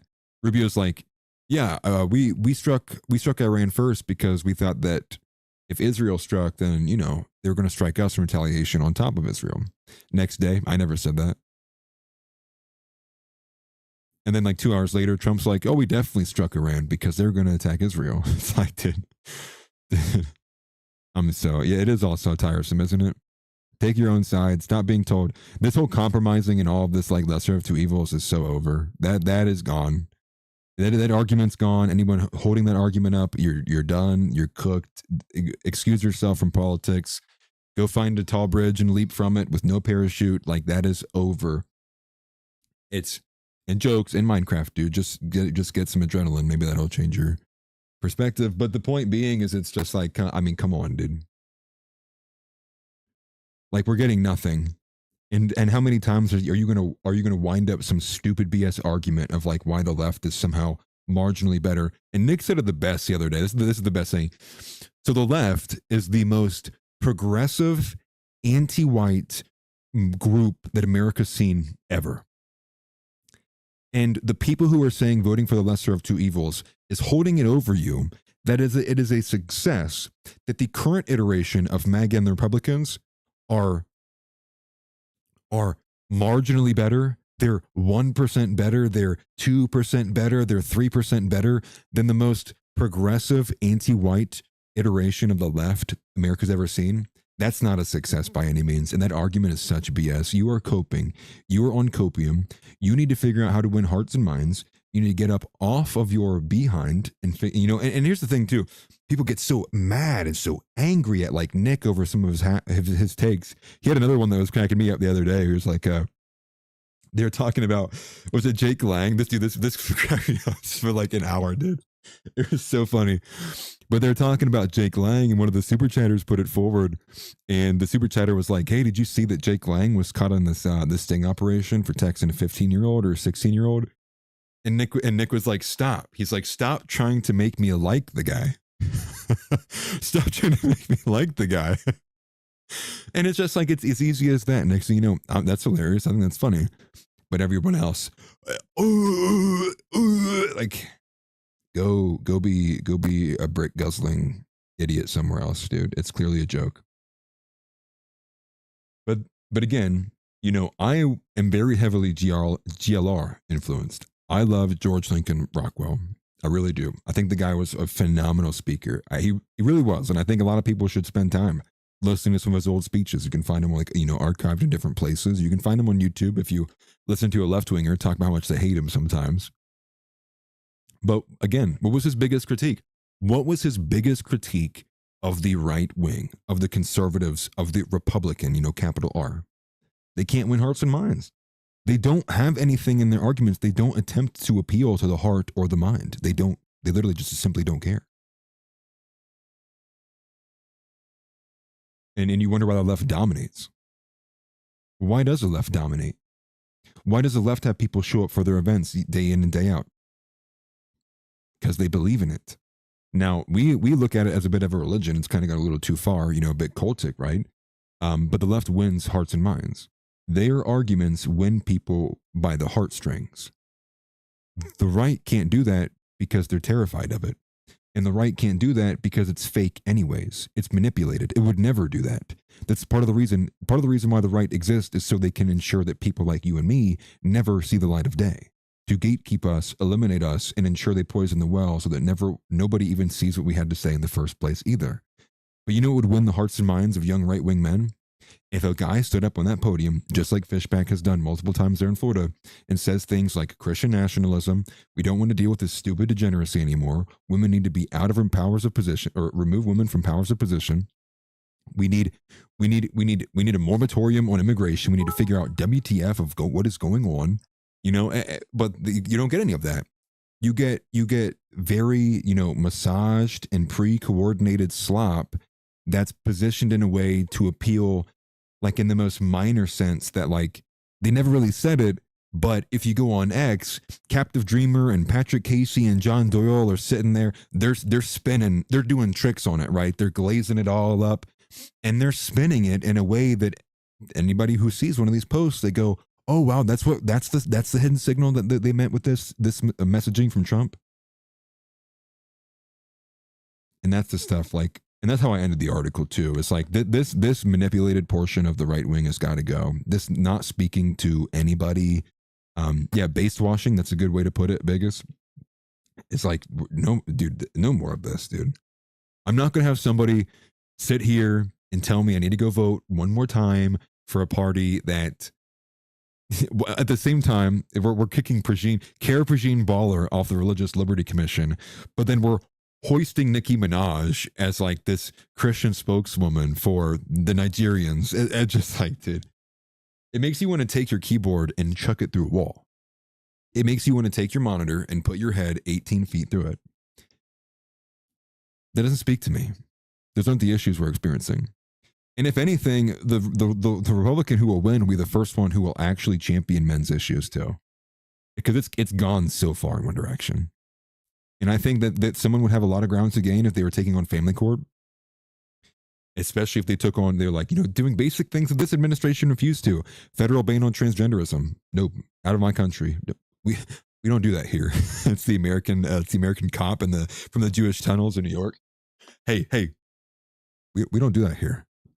That's how you get American men back on track. And I know James Fishback isn't everything that people surmise, but he's clearly pulling hundreds of people into Denny's, into IHOPs, into Waffle Houses. Why? Because he's winning their hearts and minds. He's not a cookie cutter, JD Vance, venture capitalist. I had 18 different jobs that were no-show jobs just so I could build a resume, so I could stand here in front of you with my Indian wife and tell you the most cucked things you've ever heard. Meanwhile, lie the entire time. It just like, it's no more. No more. We're done with that here. And forgive me, I know I had a couple super chats in here. Hopefully I didn't miss anybody's. Did I miss someone's super chat? I think I did, and I apologize greatly for it. Elraxis is in here still. Thank you, Elrax. He says, thanks for the streams covering all this garbage. Let me go find the super chat, and I appreciate that, Elrax. Thank you, because I think I missed somebody's. I don't want to miss anybody's super chat. Was it? Yes, it was from Nativist Friend. I got this one. I don't have it on screen anymore, but I have it over here. I can't, dude. I can't read. Come on, dude. Come on, give it, brother, a second, dude. Okay, Nativist Friend says, interceptors removed from Korean Peninsula for Iran war means North Korea invades South Korea. This will further stretch America. It only makes sense. Yes, those interceptors were the THAAD interceptors, and thank you for the super chat, by the way. Those were the THAAD interceptors that was moved, and I believe there was more, actually. So it was a THAAD system that was moved. I think it was only one THAAD system that was mobilized. I think what we got today, actually, was 10,000 drones that were developed in Ukraine by the U.S. Army were redirected to the Middle East. So we got a bunch of drones coming from Ukraine as well, too, on top of the specialists that they had sent in. I believe it was yesterday or 2 days ago as well. But thank you for the super chat again. Sorry I missed it. I knew I had another one in there. Forgive me. There's no way I'm ranting this long, right? Like, or am I? Like, am I seriously ranting this long? I'm like missing super chats.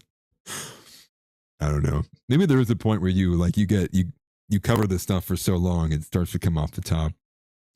I would like that. Hopefully, though, it'd be a nice benefit to be able to, if I'm doing this all the time, that I can speak off the top of my head.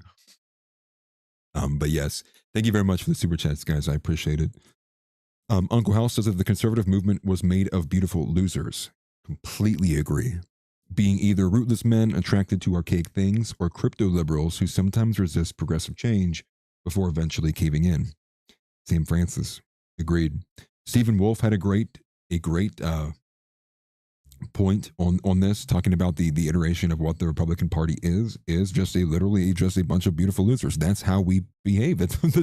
That's what the right is a bunch of beautiful losers, a bunch of guys who get close but not close enough, and when they win, they don't really win, and it's just they're a speed bump. And this goes into like my argument of like, if we can't do this forever. If we do this forever, you are accelerationist. Actually, I don't know however many people were here when I expanded on this, but if you are continually pushing for this idea of voting for the lesser of two evils, then you are an accelerationist. So you have the left, which is progressive, right? And their progression is obviously accelerating the death of this country, or the death of what we would view would be good in this country. On the other side of that, what are Republicans? What are capital R Republicans? They are speed bumps. So you have 60 miles an hour, and then you have 30 miles an hour. Both of those are accelerating the country to its end. And mind you, like the argument I put forward too, just a little bit ago, when the person, right now, the person going to the voting booth in the 2026 midterms, do you think that the reason why they are voting against Trump is because Nick told them to? I told them to? Or do you think it's because the actions of the Trump administration is making them go and vote against them? I would argue the Trump administration's own actions has accelerated the end of the capital R Republican Party. It has snipped, if you will, the momentum. It's taken the air out of the movement. So the country's accelerating no matter what you pick. It just depends on how fast you're moving. And that's my argument of we have to break out of this. We have to find the glass wall somewhere. Where's the red button? Punch, break glass if emergency. And and overall, I've been an accelerationist for the longest part, with the idea that it brings about either a reformation of what America is, or it changes the complete makeup and composition of what the conservative or the right wing is, right? Like, what is that, right? No more of this like center right libertarian stuff. Like, no, dude, go join the left. We don't want you.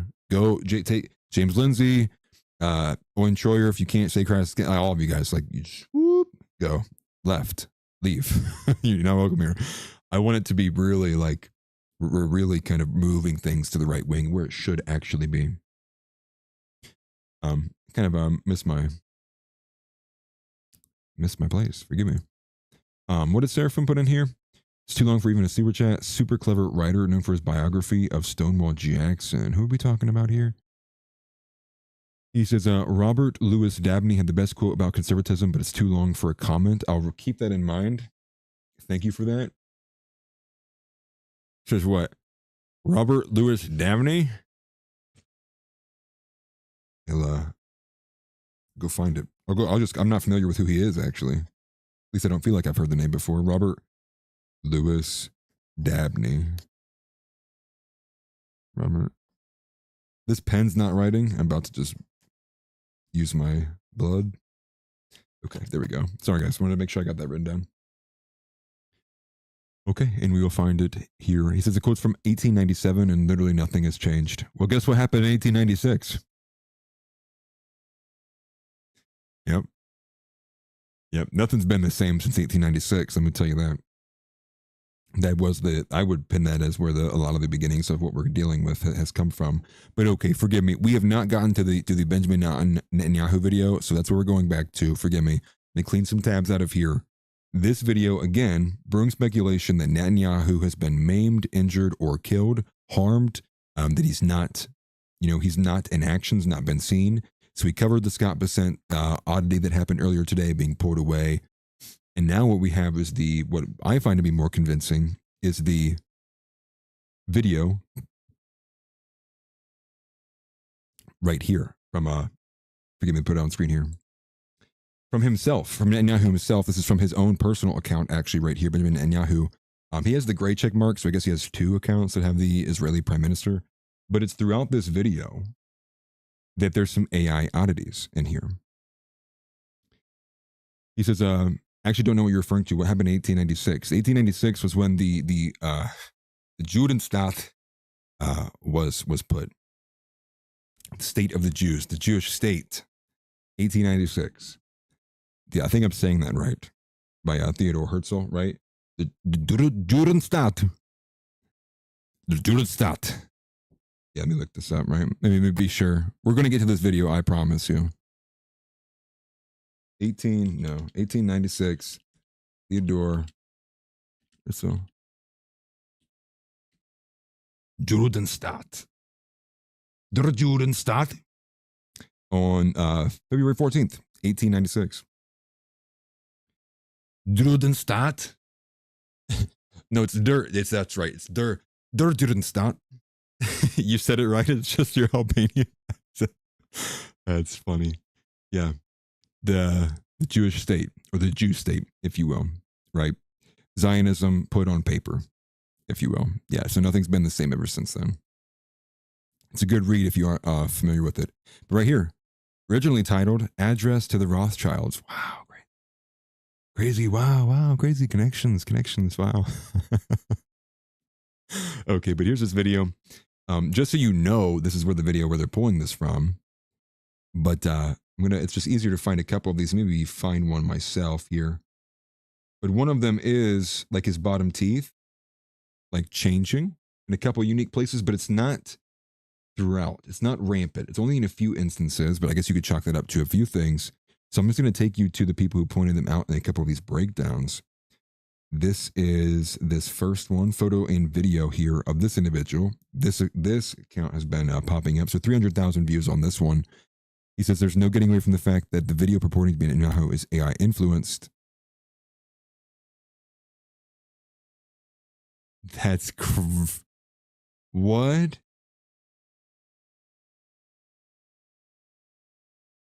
What? What is this? Are you serious? Why can't I see this? Dude, did. Bro, scrubbed. Okay, I have another one. Let's see if this one got scrubbed. Okay, this one didn't. Okay, well, the hand one, the 6-finger one that got scrubbed. That's crazy. This one's still up right now, and it's Health Ranger. I bring him up on a lot all the time. You know, former like InfoWars contributor. I think he's independent now. But look at this. Look at the teeth. Look at the teeth. So you see his bottom teeth. It just looks very abnormal. Plain. So his bottom row, and then it disappears.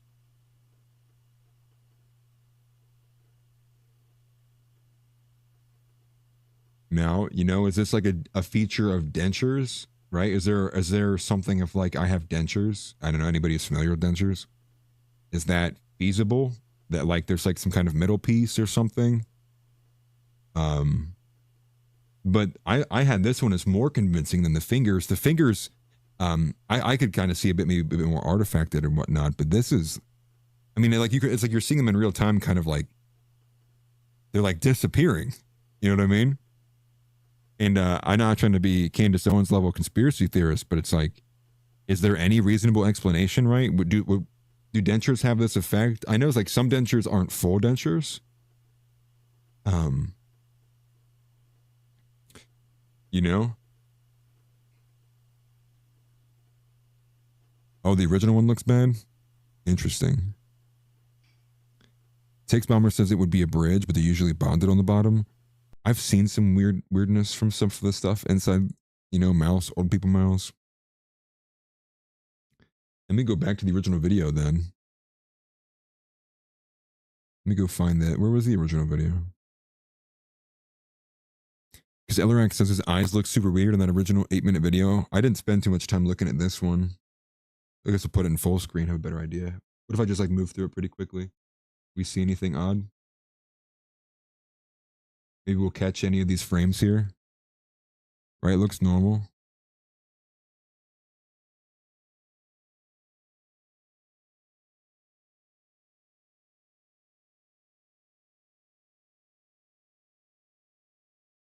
Interesting.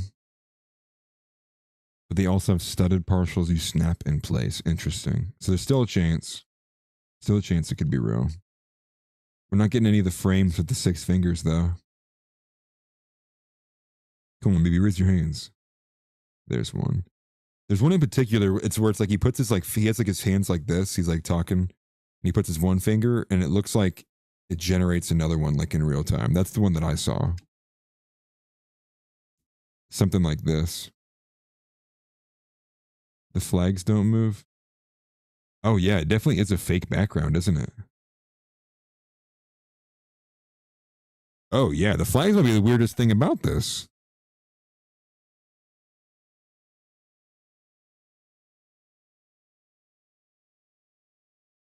Whoa, why is it skipping this whole section here?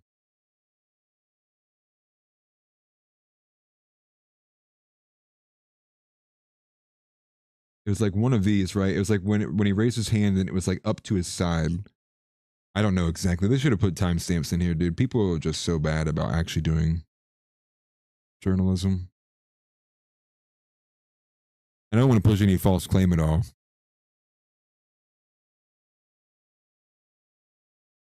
But the flags are clearly added, dude. Like this blue background might be real, but these flags have to be added. They're identical too. They look identical. Just there's like slightly different like coloring on them. I don't know.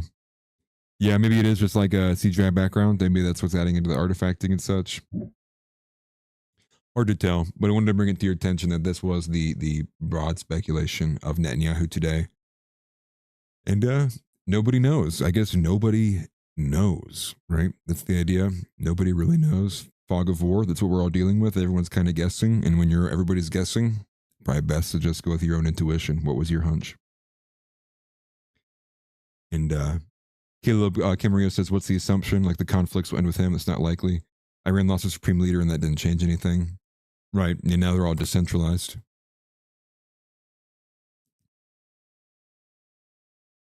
he says, why are the curtains moving? Not usual for these press events. It might just be some kind of like stock background thing. Uncle Halsey says, I put a still in tinfoil hat. It's funny. Yeah, he's in Germany most likely. That's what was reported. He was in the Doomsday plane and he was escorted by German Air Force to Germany. Six Bomber says there's definitely something weird going on with the mouth because if any dental prosthetic comes loose, it's going to completely mess up your talking or fall right out. Yeah, it didn't seem like he adjusted at all. But again, he might have pre-recorded this. Who knows? Okay, enough of that. One of the other big ones that I wanted to... Why does it keep doing that? So is Carrie Prejean Baller. So I wanted to pull it up. Yeah, a still frame of the 6 finger. Yeah, I didn't even see one. We were just like trying to scan through there. I mean, I guess we could go. If you look at the comments, though, the comments, I actually know. Never mind. People are crazy on X. Here's one. Here's one that somebody grabbed from there. This is the one that I saw right here. The 1, 2, 3, 4, 5, and then what's this growth right here? I could also pass that as like maybe a wrinkle in the bottom of his hand. That clearly looks like a bit of a bent pinky right there. 1, 2, 3, 4, 5. 1, 2, 3, 4, 5. But the hands do look very weird though. In that secondary frame. I'm not an AI digital expert by any means, dude. You know, but if you're just asking me, it looks weird. It looks weird. Okay, moving on to one of our other featured stories of today is all about Carrie Prejean Baller. And Carrie Prejean Baller was officially removed by Donald Trump. Or really more so a stand-in for Donald Trump. So they were removed. Super unfortunate. Everybody saw it coming. She fought a good fight, I think, by standing up on her own 2 feet and saying, you know, you need to, if you're going to kick me off, it better come from Trump himself. I'm going to add a bit more color, guys. It's like the sunlight's gone. So let me put this down some.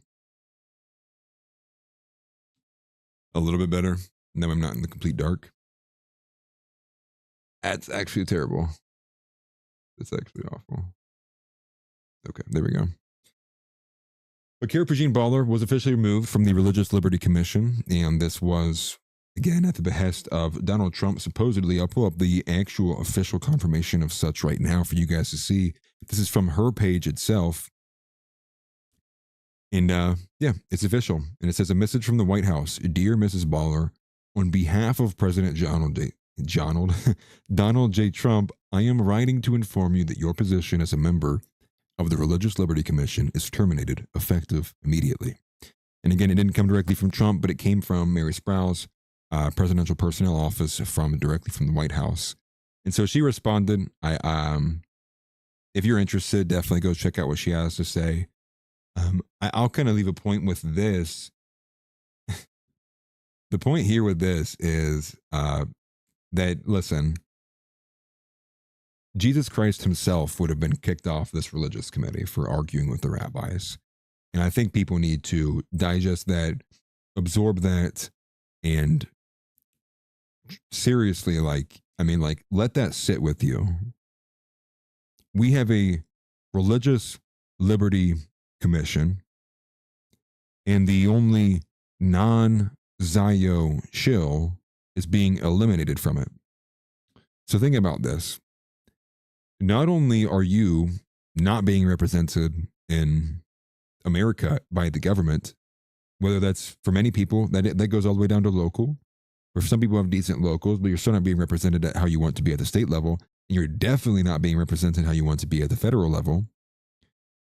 And now you have no representation for your own Christian beliefs on the Religious Liberty Commission.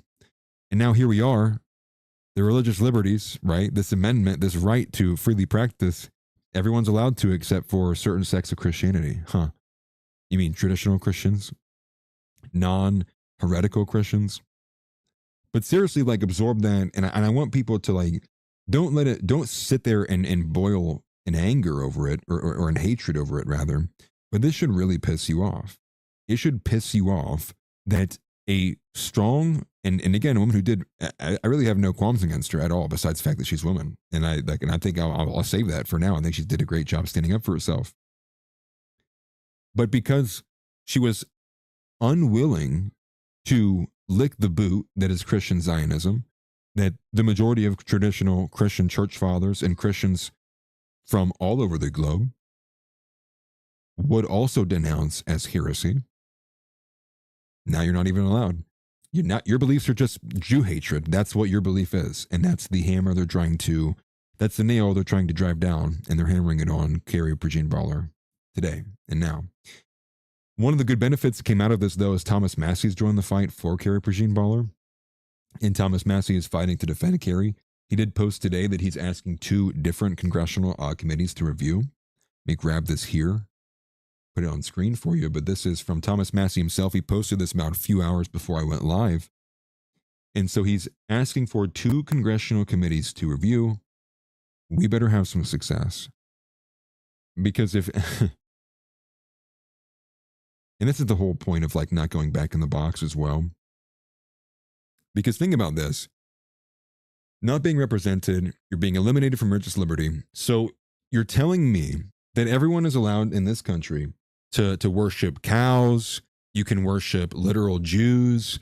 You can worship Israel. You can worship, I mean, literally anything, right? You can just, we have Satanists have got protections here.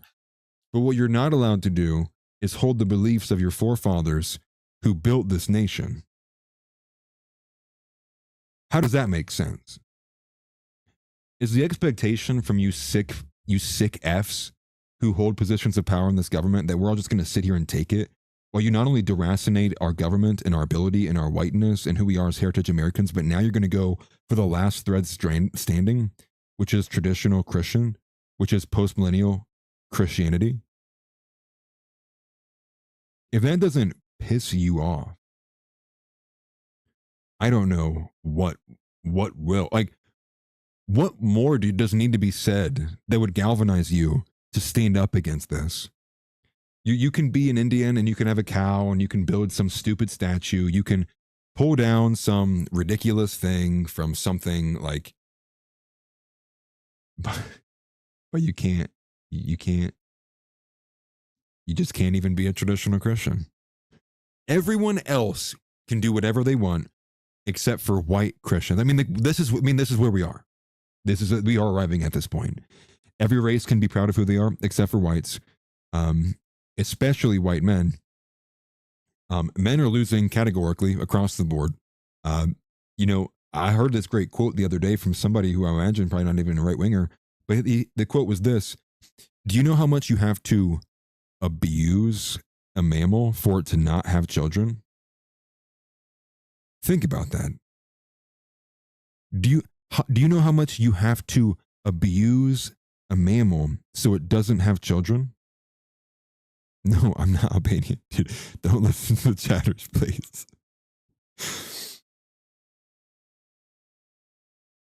Dude, that threw me off so bad.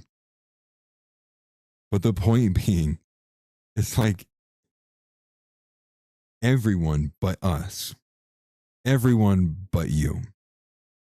Everyone but whites, everyone but men, and definitely everybody but Christians. Christian Zionists, though, completely okay. It's just like, dude, it's just like, you know, there's a lot of things I would imagine, like, you know, people would say, and like, you know, it would be cathartic here, but I mean, at the base of it, it's like, forgive me, I mean, about Mike. I mean, if the expectation is like, no, Joel Berry, you can shove it. James Lindsay, hey, you can shove it. And that goes for any of you. I mean, literally, seriously, all of you. I stand with anyone who's willing to fight against it. I mean, I'm serious. Like, I'm not going back in that box. I am not going to allow what is installed in this nation and heresy, like House just chatted in there a second ago, that was denied in the initial onset thousands of years ago. And I'm also going to denounce it now.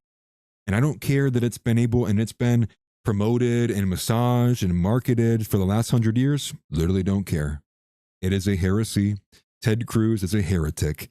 All Christian Zionists, heretics. Scripture doesn't back up what you're saying. You have no leg to stand on. How dare you? For one, on 2 elements. For one, standing on lies, standing on heresy to attack other Christians that you know you can't defend, which is why you don't do debates, which is why you scream Jew hater, which is why you scream anti-Semitism. It's why you don't entertain the marketplace of ideas, because you would lose. And then additionally, telling Carrie Pine Baller, like, well, make sure you avoid all of that. Don't say any of this. Don't say that. Don't do this. Don't say him. Nope. being led by who? You know, people like Paula White, who's like, you need to be giving me money. And if you don't have $1,000, okay, that's fine, $100. And if $100 isn't fine, okay, $10.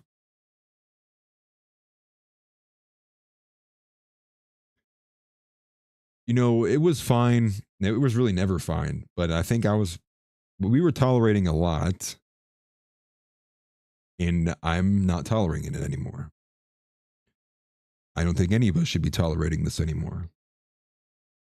I think we need to seriously, I would listen, this, you guys might think this is gay, but I would drag my naked body across miles of broken glass to vote for the first Christian American who stands up and is willing to ban Christian Zionism and is willing to stand on a platform, run on a platform that would entirely decouple this entire thing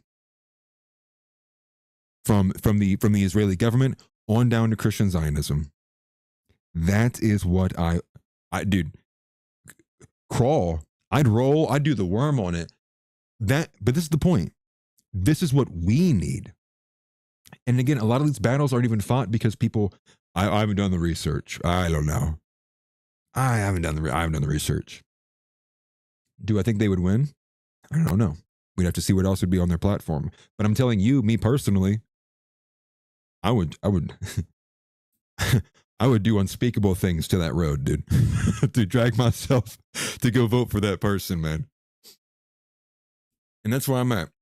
I'm done. I'm done being backed into a corner. I'm done with people being afraid to debate these ideas. I will take any person on who wants to debate Christian Zionism. Here I stand.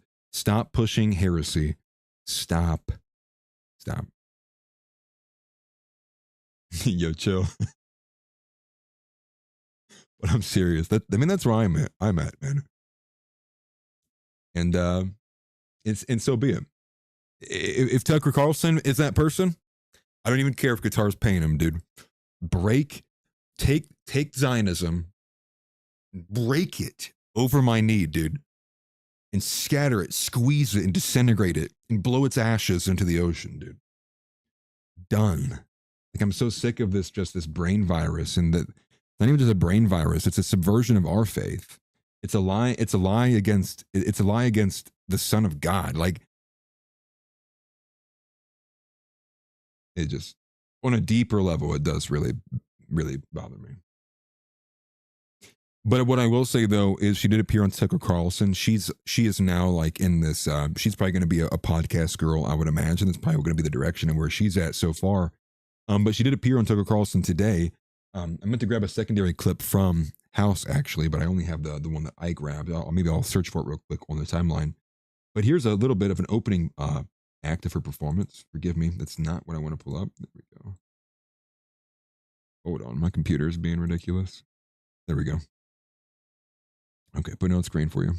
Here it is. So this is a shorter clip, but it was clipped by AF Post, and it says that Carrie Pine Baller tells Tucker that a White House official told her that she couldn't speak negatively of Zionism. Here we go. So this woman from the White House said that posting an interview that I did made you an anti-Semite? She said that there were people complaining about... Dude, okay, I'm sorry, this is good.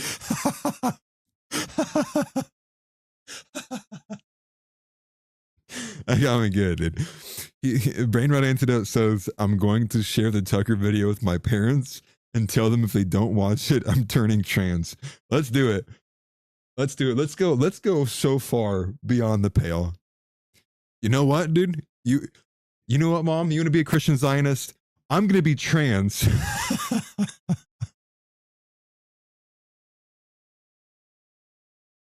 This is what Nick meant when he said, keep our options open. You never know.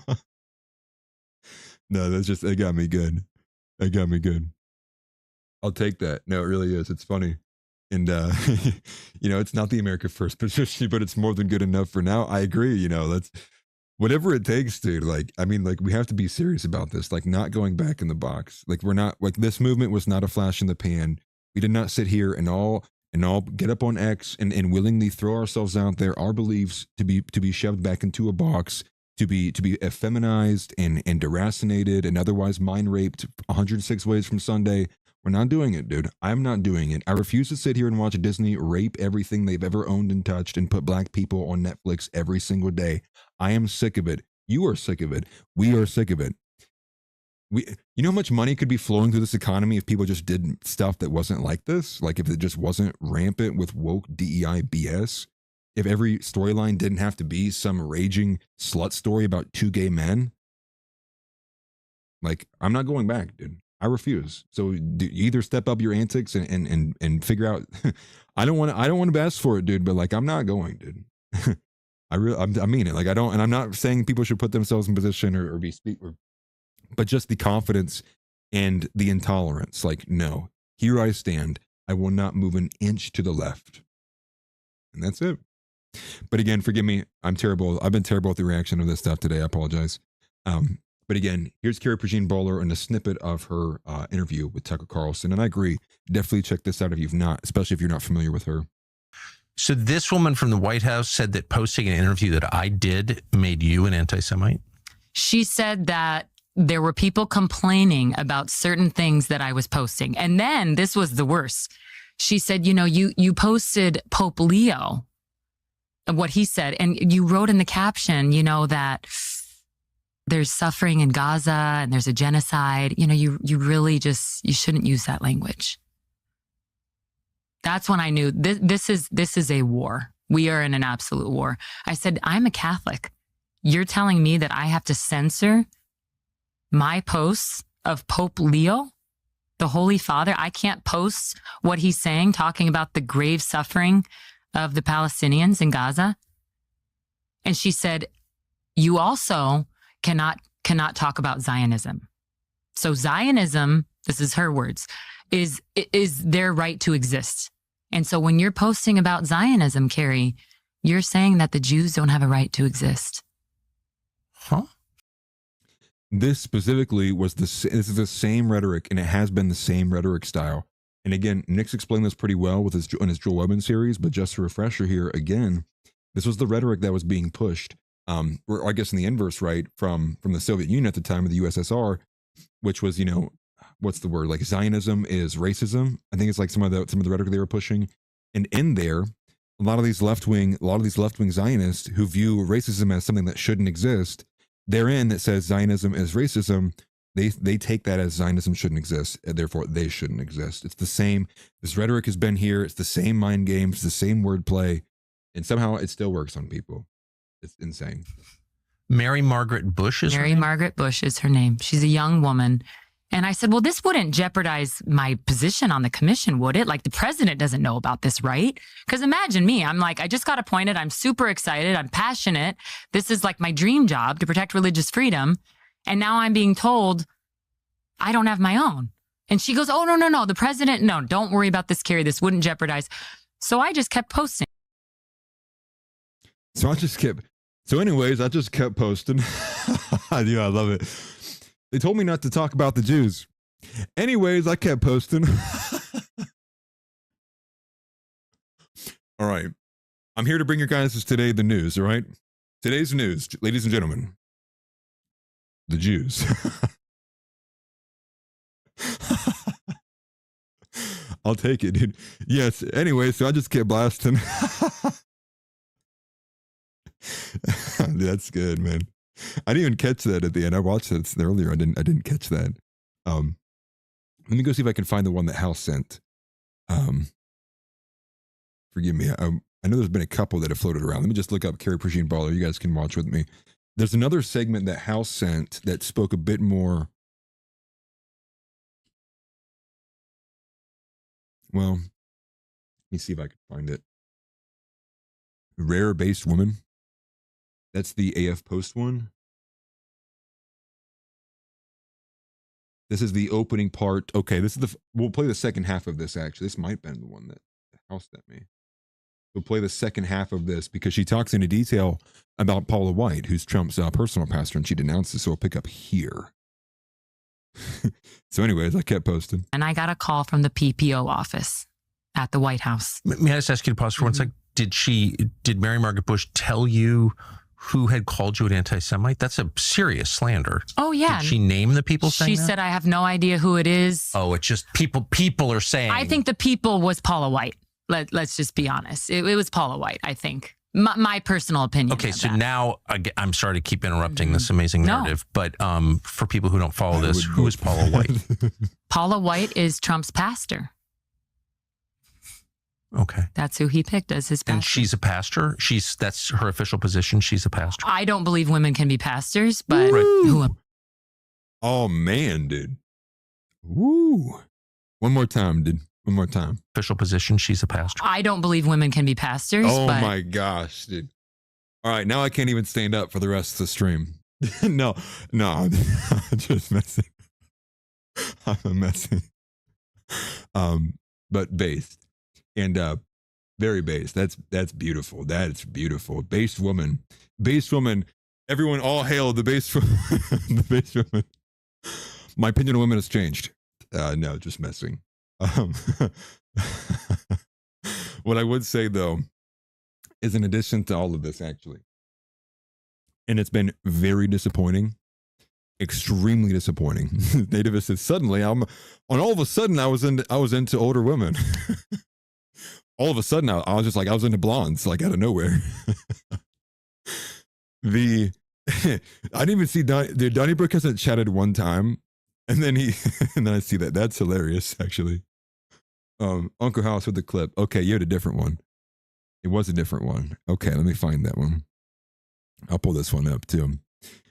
But one thing I wanted to say, before I grab that clip up, is I am so disappointed. Where's the Protestant organization standing up for Carrie? I've only seen Catholic organizations. Like, you know what's making me like seriously, like really, like, and I've said a lot about Protestantism. I've been born and raised a Protestant. I don't mean this to be offensive to anyone or any way, but I'm being honest. And part of the reason you guys tune into this is not to hear me give what are my safe takes? Like, I am very, very disappointed with Protestantism.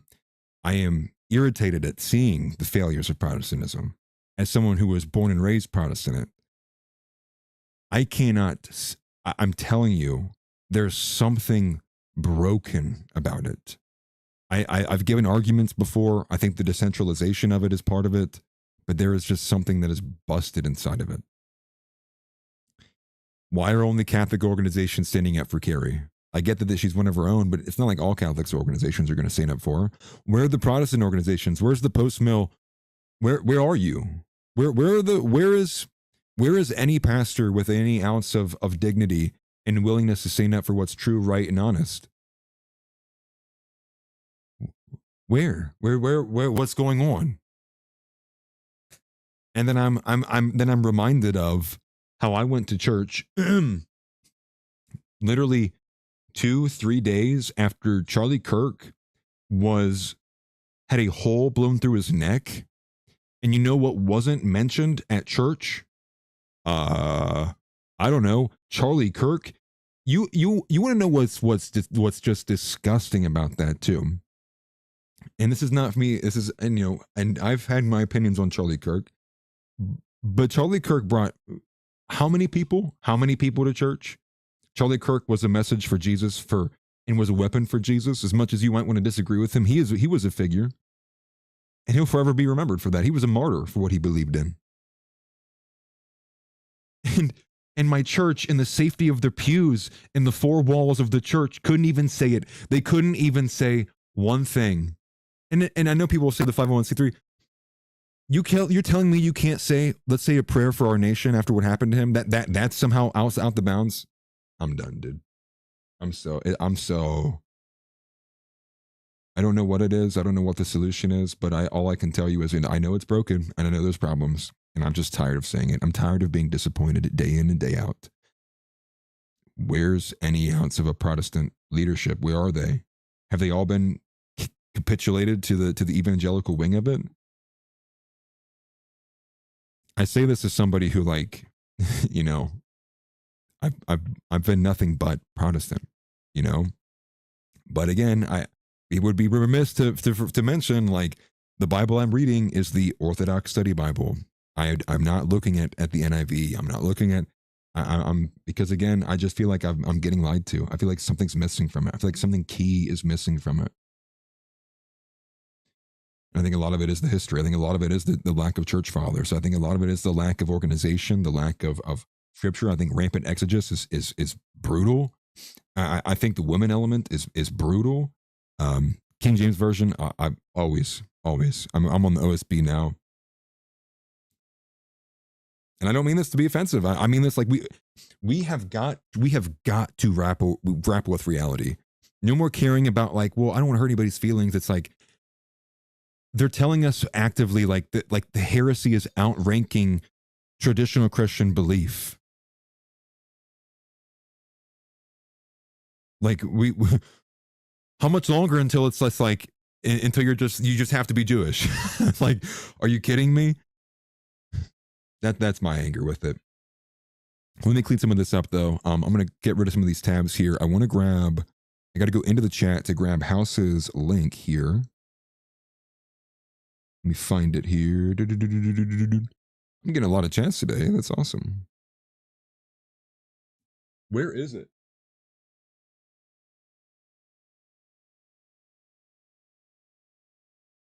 Sorry guys, I'm trying to find the chat that has the link from House. House, where did you go? My gosh, dude. Brother, dude. I can't see for nothing, dude. I just can't. Thank you, House. Here's the clip. Okay, thank you, brother. Thank you, House. Everybody say thank you, House, and also thank you to the mods as well. Titan, Donnybrook, Tix Bomber, House. Thank you to everybody. Splenda. Splenda's always busy. I haven't seen him in a hot minute. Special thank you to all of you guys, man. You guys help make this function and flow tremendously. I appreciate you greatly. Put your glasses on. Hey, come on, dude. I lose aura every time I put my Jew glasses on. Anyways, here's the clip that House had sent. Thank you. Okay, this is the Dan Patrick element. Okay, perfect. Thank you. Thank you, House. So here's this clip here. So then I got a call after I was on pins and needles. I finally got a call, and it was Dan and Paula. And I'll never forget. I literally remember Dan every Patrick word. and Paula White. Yes, they called me and they said, "Hi, Carrie. I know you've been worried this past couple weeks, but." Dan started and he goes, "I just want to let you know we've been in meetings about your situation." What situation? Yeah, what situation that I'm posting about? God forbid I criticize Israel. Can't do that while serving in this administration. And he said, I just want to let you know, Carrie, your job on this commission, I'll never forget this, Tucker. Your job on this commission is protect the president and his reputation. He said that to me, the first thing out of his mouth. So if you missed that, right, can I pull this back at all? I couldn't. I can't, can I? But she makes the point that the messaging they gave to her is she was brought on to help protect Trump's image, not damage it. Carrie, you're not here to represent Christianity. Carrie, you're here to help bolster Trump's image, and you're ruining that. So in case you missed it, let's go. I didn't believe it. I go, what? I thought my job is to protect religious freedom. I thought that's what he appointed me to do. And he goes, you've been saying things online, Carrie, and you really need to stay off social media. Do not use social media between now and the end of your term. Dude. You know what she should have done? Wilded up. Smack, dude. Like, you don't talk to me that way. No, it's just a joke. And then Paula White chimed in and she said, yeah, Carrie, you know what? You really shouldn't be posting about replacement theology. You shouldn't be posting about that. And there's a lot of people that are saying that you're an anti-Semite, Carrie, by your posts. And the thing is like replacement theology is like a slur towards traditional belief, mind you. Like I don't really think many people view it like that, but like I've read that there's some people who hate seeing that terminology. It's like this is the Zionist using a categorization of what we believe, right? You're pushing for what Christians have believed for thousands of years. Stop. Yeah, covenant theology. You're pushing what Christians have believed for thousands of years. Stop. You're supposed to be pushing Zionism. You're supposed to be pushing heresy. You're supposed to be like, it's so stupid, dude. It is so stupid. You're criticizing Zionism. You're criticizing Israel. And we have a problem with that. And then Dan chimed in again, and he got loud. He got real loud. And he's like, Carrie, because I pushed back. And I said, well, wait a second. I said, what am I posting that is so offensive to you? That's against the rules of this commission. Because I didn't sign anything saying I wasn't going to use my social media. I speak out about things that I care about. I'm a religious person. I'm a Christian. And he said, that's funny. He said, you've been saying things that go against, I'll never forget this. He goes, you've been saying things that are not in alignment with the president and are not in alignment with Paula White and some of the other members on this commission. And that's when I knew that this commission was a fraud. It was pretend. It was not about religious freedom. It was about, you better be a Zionist. You better push our agenda or you're off. That's crazy. Fraudulent, dude. Fraudulent. Yeah, like what Tick says, you're here to tell people that you're not chosen, Carrie. You're here to tell and point to the audience who are the chosen people, Carrie. Dude. And that was in August. So we ended the conversation. Dan got really upset because I said, I really do want to keep posting. I'm not going to not use my social media. Can't agree to that, Dan. And he goes, well, why don't you just, if you have any questions about Israel or Gaza, because Paula White chimed in and was like, I'm the expert in that. You're just... Paula White's an expert on Gaza? Yeah, I'm the expert in that. I just got back. It just gets better and better, dude. Paula White's... Oh my gosh, dude. It's never been so. Moreover, has it? From there, and there's no kids starving there. It's all fake, Carrie. It's all pretend. Yeah. And so she said, if you want a Christian minister saying that? Yeah. Do you think that she at any point in the course of a day feels like, oof, I'm going to have to answer for this at some point? No, I think she's just... To deny the death of children in the name of Jesus is a pretty heavy thing to do. It's pretty sick. It's pretty dark. And she said, I want you, if you have any questions about anything, if you want to post anything, you need to run it by me first. So now Paula White, an equal of mine on this commission, is now telling me that I have to get everything approved by her in order to post about my religious beliefs. Is that insane? Yeah, it's making my heart beat fast. Yeah. Listening to this, Yeah. yes. Yeah. So that's the Yeah, because it's pissing him off, dude. Like it's pissing everybody off. And funny enough, there was more than just Carrie. There was a lady who resigned from the Religious Liberty Commission earlier today. This was she was like a Muslim, I'm assuming. There was somebody else who walked away. I saw her post catching. It was going viral. And mind you, I actually caught this goodie earlier today because, again, the de facto head of the commission is Lieutenant Governor Dan Patrick. But you know what he said earlier today? Well, let's take a listen. What is Dan Patrick saying actually to his constituents there in Texas? Well, this is him. Again, someone else who's supposed to essentially be, essentially an equal, just a de facto head. He's just kind of there as managerial. Here's what he said. Here's where Mr. Dan Patrick is at today. Get a load of this. Get a load of this one.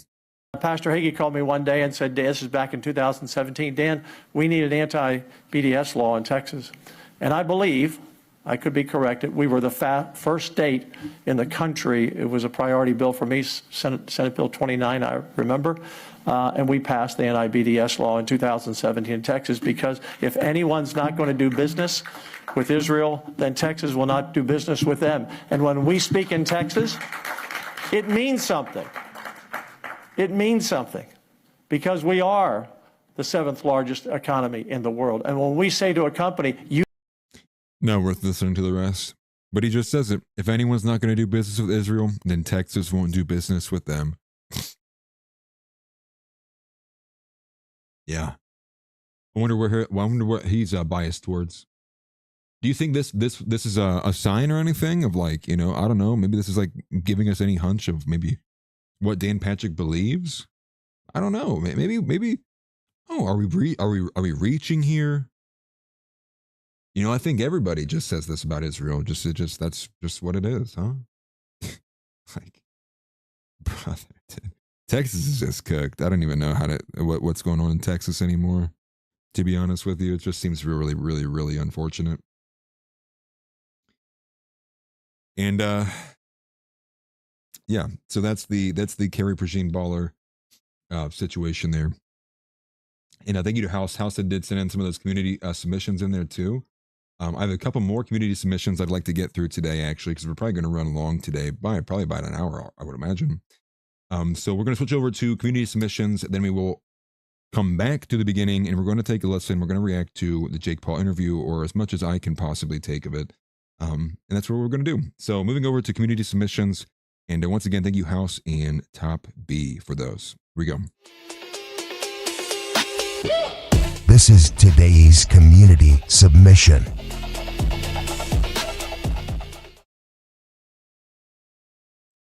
So the first thing I would like to direct your attention to, this is the House submission. This is the submission that's coming from House.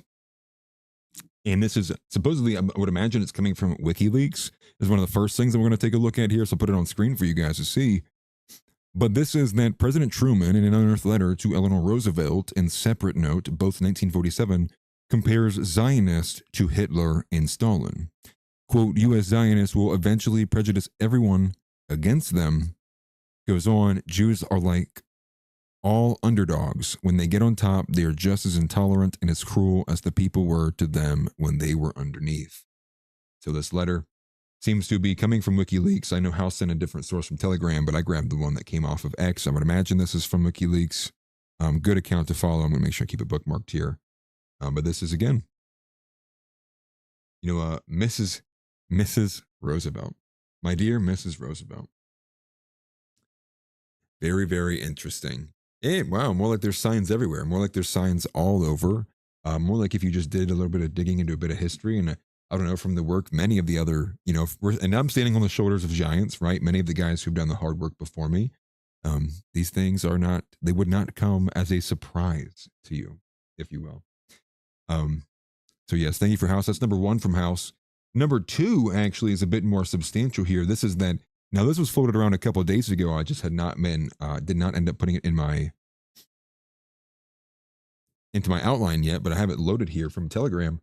But this is leaked audio from AIPAC CEO Elliot Brandt, and he identifies 1, Marco Rubio, 2, Mike Waltz, 3, John Ratcliffe, and also on a lesser note, Elise Stefanik, as lifelines, but not lifelines for the Israel cause, or the Israel cause.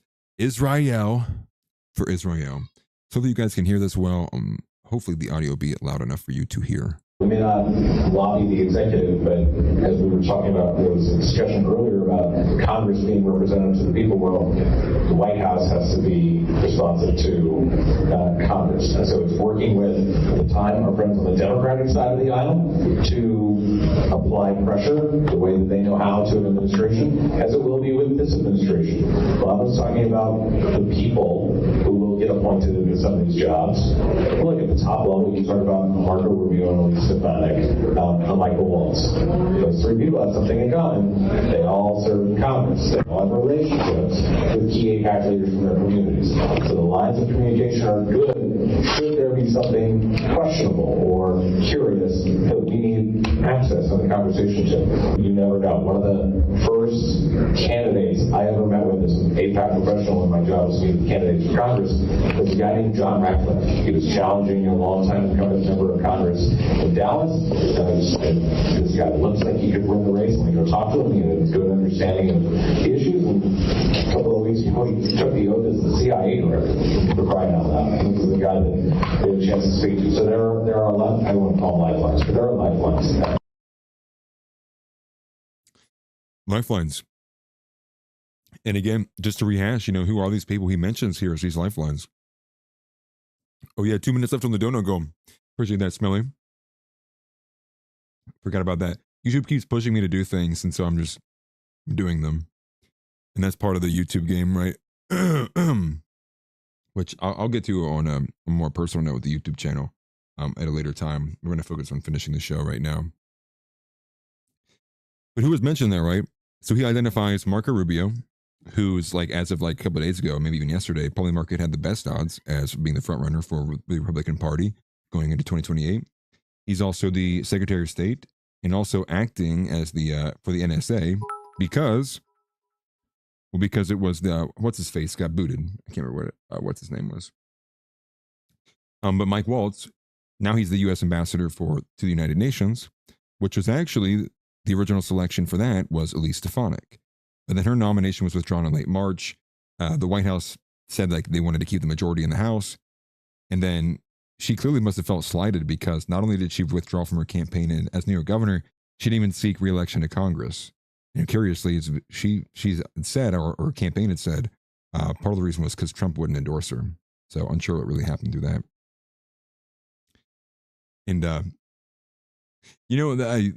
oh, thank you, appreciate it, Donnie. Thank you very much for the super chat. It's for the Goa Boys with the Albanian flag. That's lovely. Everybody getting very familiar with the Albanian flag. That is hilarious. all because of who? What was it? Wait, who started it on the other one? Was it like Josh I? Was that who started it on OTO? And it's just like now it's become mainstay here. That's funny. Rubitron says, he watched the video of Netanyahu and it looks pretty real. He said, I don't know. I guess I can't really tell. Yeah, I would have liked to have more time to like digest it and see. And if I could personally match up these other, like the clips from Krasenstein and these other people, would have find it on the video he himself posted, but I didn't. So, you know, I think it'd go either way. You know, I think we should honestly also be like, not what's the word, like playing both sides, but like we want to avoid not going full send in like the complete conspiracy world. Forgive me. You know. But thank you very much for the super chat. Sunny Balls again. Albania is number one. I appreciate that, brother. Thank you greatly. And yeah, Josh yeah, he definitely did. I think it was him. I haven't seen him in a long time. And thank you very much for AI World Champion. Another super chat. He says, and he must reign until all his enemies are made a footstool. Amen. And I appreciate the super chats, guys. Thank you. I've had some very clear indications from YouTube that they want me to do certain things. Like I'm getting reminders, like literally I could click a button on YouTube and it's like, oh, hey, do you know that you can like set a goal like for your YouTube streams? I like clicked another button and it was like, hey, like, did you know like you could set a goal for your YouTube streams? I like refresh the page. Hey, did you know? And I'm like, okay, dude, I guess I'll do it. Like, I'll do it. Clearly you want me to do it. I guess if this will help, I guess. And now a U.S. Marine Expeditionary Unit is being deployed to Iran about an hour ago. That's lovely. That's going to rack the total up from 5,000 to even more. That's crazy. Thank you very much. Another super chat from Tix Bomber. He says, Mountain Serb defeats Albanian polymarket. No. The Albanian wins. The Albanian wins for sure. The Albanian definitely wins. And Hook is saying that Rangers are already there. He says he knows people who are deployed. He says they've already moved a bunch of reserves as well. Interesting. Drones versus convoys. Yes, and also we should also definitely be praying and thinking about all of these service members who are overseas who are unfortunately in a really bad position. They knew what they signed up for though, but ultimately we want these things to be not, you know, let's not have more casualties. Let's not have more people dying for interests that aren't ours. And ultimately the sacrifice is being made in what I would consider, much like Megyn Kelly and others, to just be simply, you know, dying for Israel. And Biggest says Albanian versus Chicago meth addicted wigger. That's funny. Hey, listen, dude. What's better, being a recovering wigger or an Albanian? What's better, right?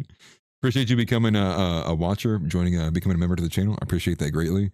I promise you, more stuff's coming out. I promise. I feel like I had a good week of streaming so far too, right?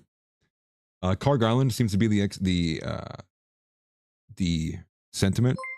Carg Island, if you are familiar with what's the word? Battlefield 3, forgive me. Yeah, Battlefield 3. Carg Island was a popular map in Battlefield 3, but Carg Island is like responsible for like I can't remember what it is actually. But Carg Island has a lot of It's important. It's a strategic asset to Iran. I'm thinking it's oil now at this point. I would have to imagine. Anonymous says, I'm thinking about quitting my job as it looks like a world champion became a member again. Is that what it was? Is that what I missed? Appreciate that, brother. Thank you. Anonymous Coward says, I'm thinking about quitting my job as a full stack engineer and get my officer commission in the army. I don't know about that one. Biggest says, femboy son versus Albanian wicker daughter.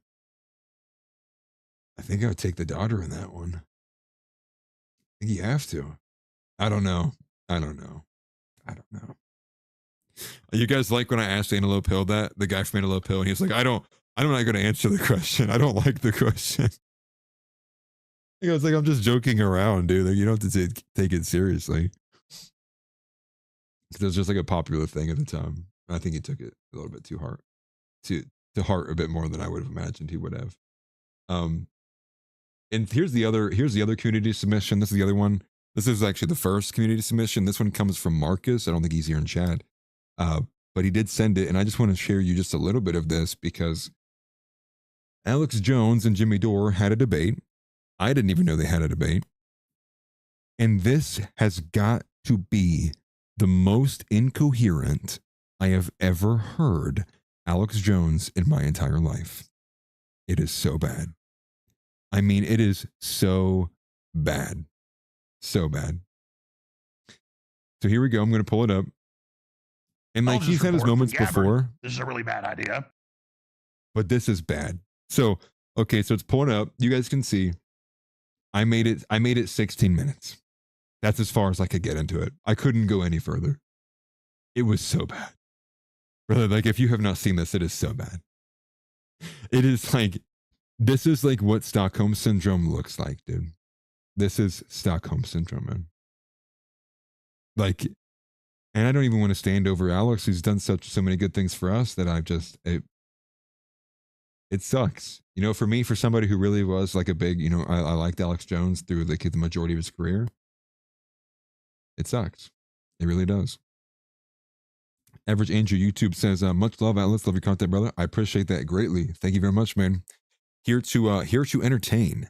I'm here to Jester Max. And I apologize for the lack of video content, guys. I've been just busy. So I'm trying to get, I wanted to get 2 videos out this week. I've literally got none. So expect I'll be ramping it up over the weekend, and I'll be doing work on the Grip Report tomorrow. And then as we're moving in over to the weekend. So I might be just having a different posting schedule. I want to get stuff out. Trust me. Let's go back. We'll just start at the beginning because it starts off hot. There's like no introduction really to this at all. And I'll probably make it 3 minutes in. I just want you guys to hear Alex's arguments and tell me if you can even make any intelligible English statements like after you hear what he's having to say. But here we go. Just now, after all these bad things Trump did, just now turned against Trump. And then he said Fuentes just not turning against Trump. No, he didn't support him in the election. My point is that I was still saying overall Democrats are worse. And now Trump's trying to end the world with Lindsey Graham. So I'm now at a point where before I was like, well, it's better. I'm holding my nose and opposing bad stuff he does. That was not me naively. You know, oh yeah, we're gonna stop Kennedy. We're gonna give liability protection to glyphosate and Roundup. Jimmy, I am screaming and yelling about every single bad thing Trump does. At the same time, I like him shutting down the border. I like him trying to stop war with Russia. But it's all negated with what he's doing now in Iran. Hopefully now he says he's back in office. He says now he knows his advisors are a bunch of lunatics. But I mean, you can certainly get the lesser of two evil thing here. But just understand, I was not naive, my friend. Oh, I mean, just to give a second, Elrock says that he came from the left from 2008 to 2024. Do not trust Demi Jor. He snaked everyone on the left years ago. He's actually the definition of grifter. So is he like the left-wing version of Tim Pool then? Everybody calls him Pim Tool. This is Demi Jor. That's funny. That's hilarious. Oh my gosh. That one was cringe, dude. Donnie Brooks says, and thank you for the super chat, brother. He says, put the clip of him drunk on Tim Pool talking about Joe Rogan's JJ. I thought what was worse was all of his like Blair White comments and like the weirdness of like him. Dude. Okay, show it. Okay, let me play a little bit more of this and we'll show it. Okay, we will. You know, I haven't seen a bigger electoral fraud since I've been covering politics in my life than the Donald Trump presidential campaign. It was, it's unbelievable, right? The whole thing was that he was the peace candidate. They were saying that for 4 years straight. Everybody, you know, J.D. Vance, Stephen Miller, Tulsi Gabbard, RFK, Trump himself, constantly. You know, I could play videos from now until next week of Trump saying how stupid it is to do Middle East wars, and we're not investing in our own country, and we're wasting trillions of dollars on all this stuff, and we should bring our troops home. And I've never seen anything like this. So, you know, what I wanted to say, what I started to say when Kurt and I covered you lamenting over Trump and the Iran war was that I actually feel for you. You know, it's obvious that you were hoping, and that's what I was telling. I would tell people he's going to do style that you got amazing for that, no doubt, but everything else seems to be not working out. And you know, exactly. Well, here's why I've got a big problem, and I did see you had that proviso in, but it was really funny the way you put it. I just wanted, and devastating to me, but I just want to say not exactly accurate. I wasn't naive about it though. Here's the deal. He tried to do most of what he said the first term they blocked him. And he was pig-headed and actually tried to do it. Now, like you said, on almost every issue, he is violently doing a 180. So I'm having to get in the position now of, wow, if he continues down this path, he'll be worse than the Democrats soon as they. I mean, it is a violent breaking of promises. What do you think's behind this, and where do we go now? Well, what I think behind this is he's completely controlled by Israel. That's what, and the stuff that he does that isn't controlled by Israel, it's controlled by Big Agra and Big Pharma, right? He just gave $35 billion to the makers of Ozempic, giving us a shield, just like RFK ran again. So why do I think he's doing it? Those are the things. He's just a charlatan.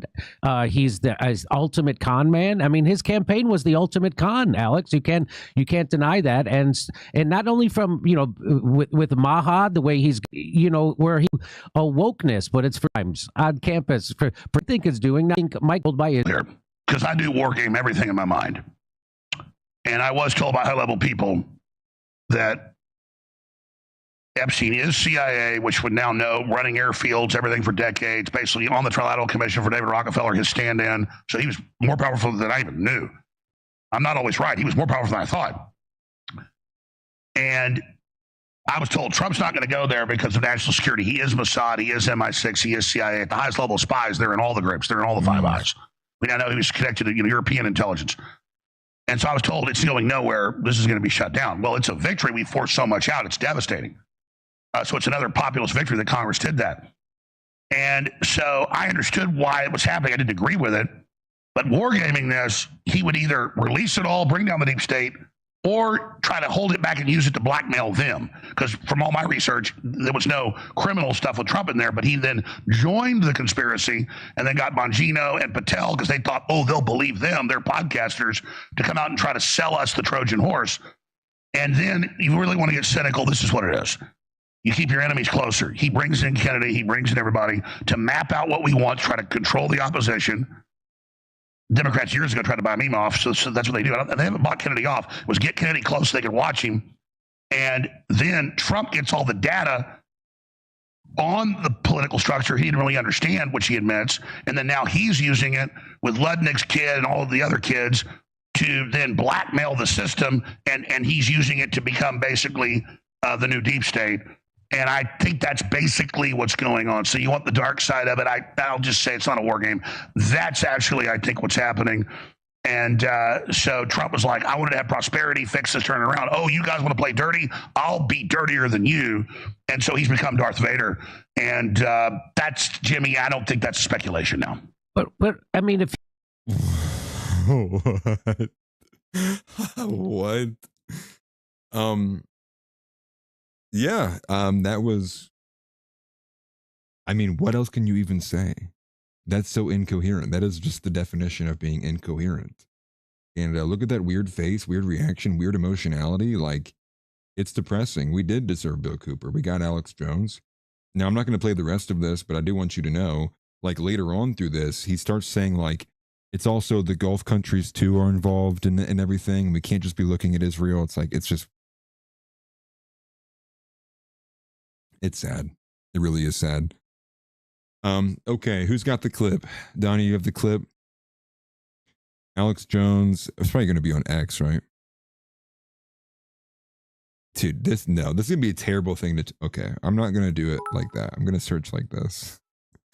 Because we're not risking that. What should I type in to find it? Alex Jones.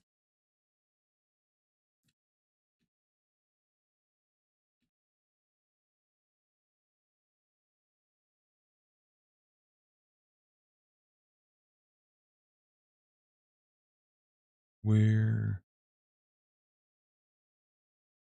I have a clip of that day, I do believe. If somebody sends a clip in or sends a link into that clip, I will. Alex Jones, drunk Tim Pool. No, it's not that. It's like if I don't want to type in, I don't want to type in Alex Jones vagina and then be like, yeah, let's just search on X, dude. Like no, I'm not trying to do that.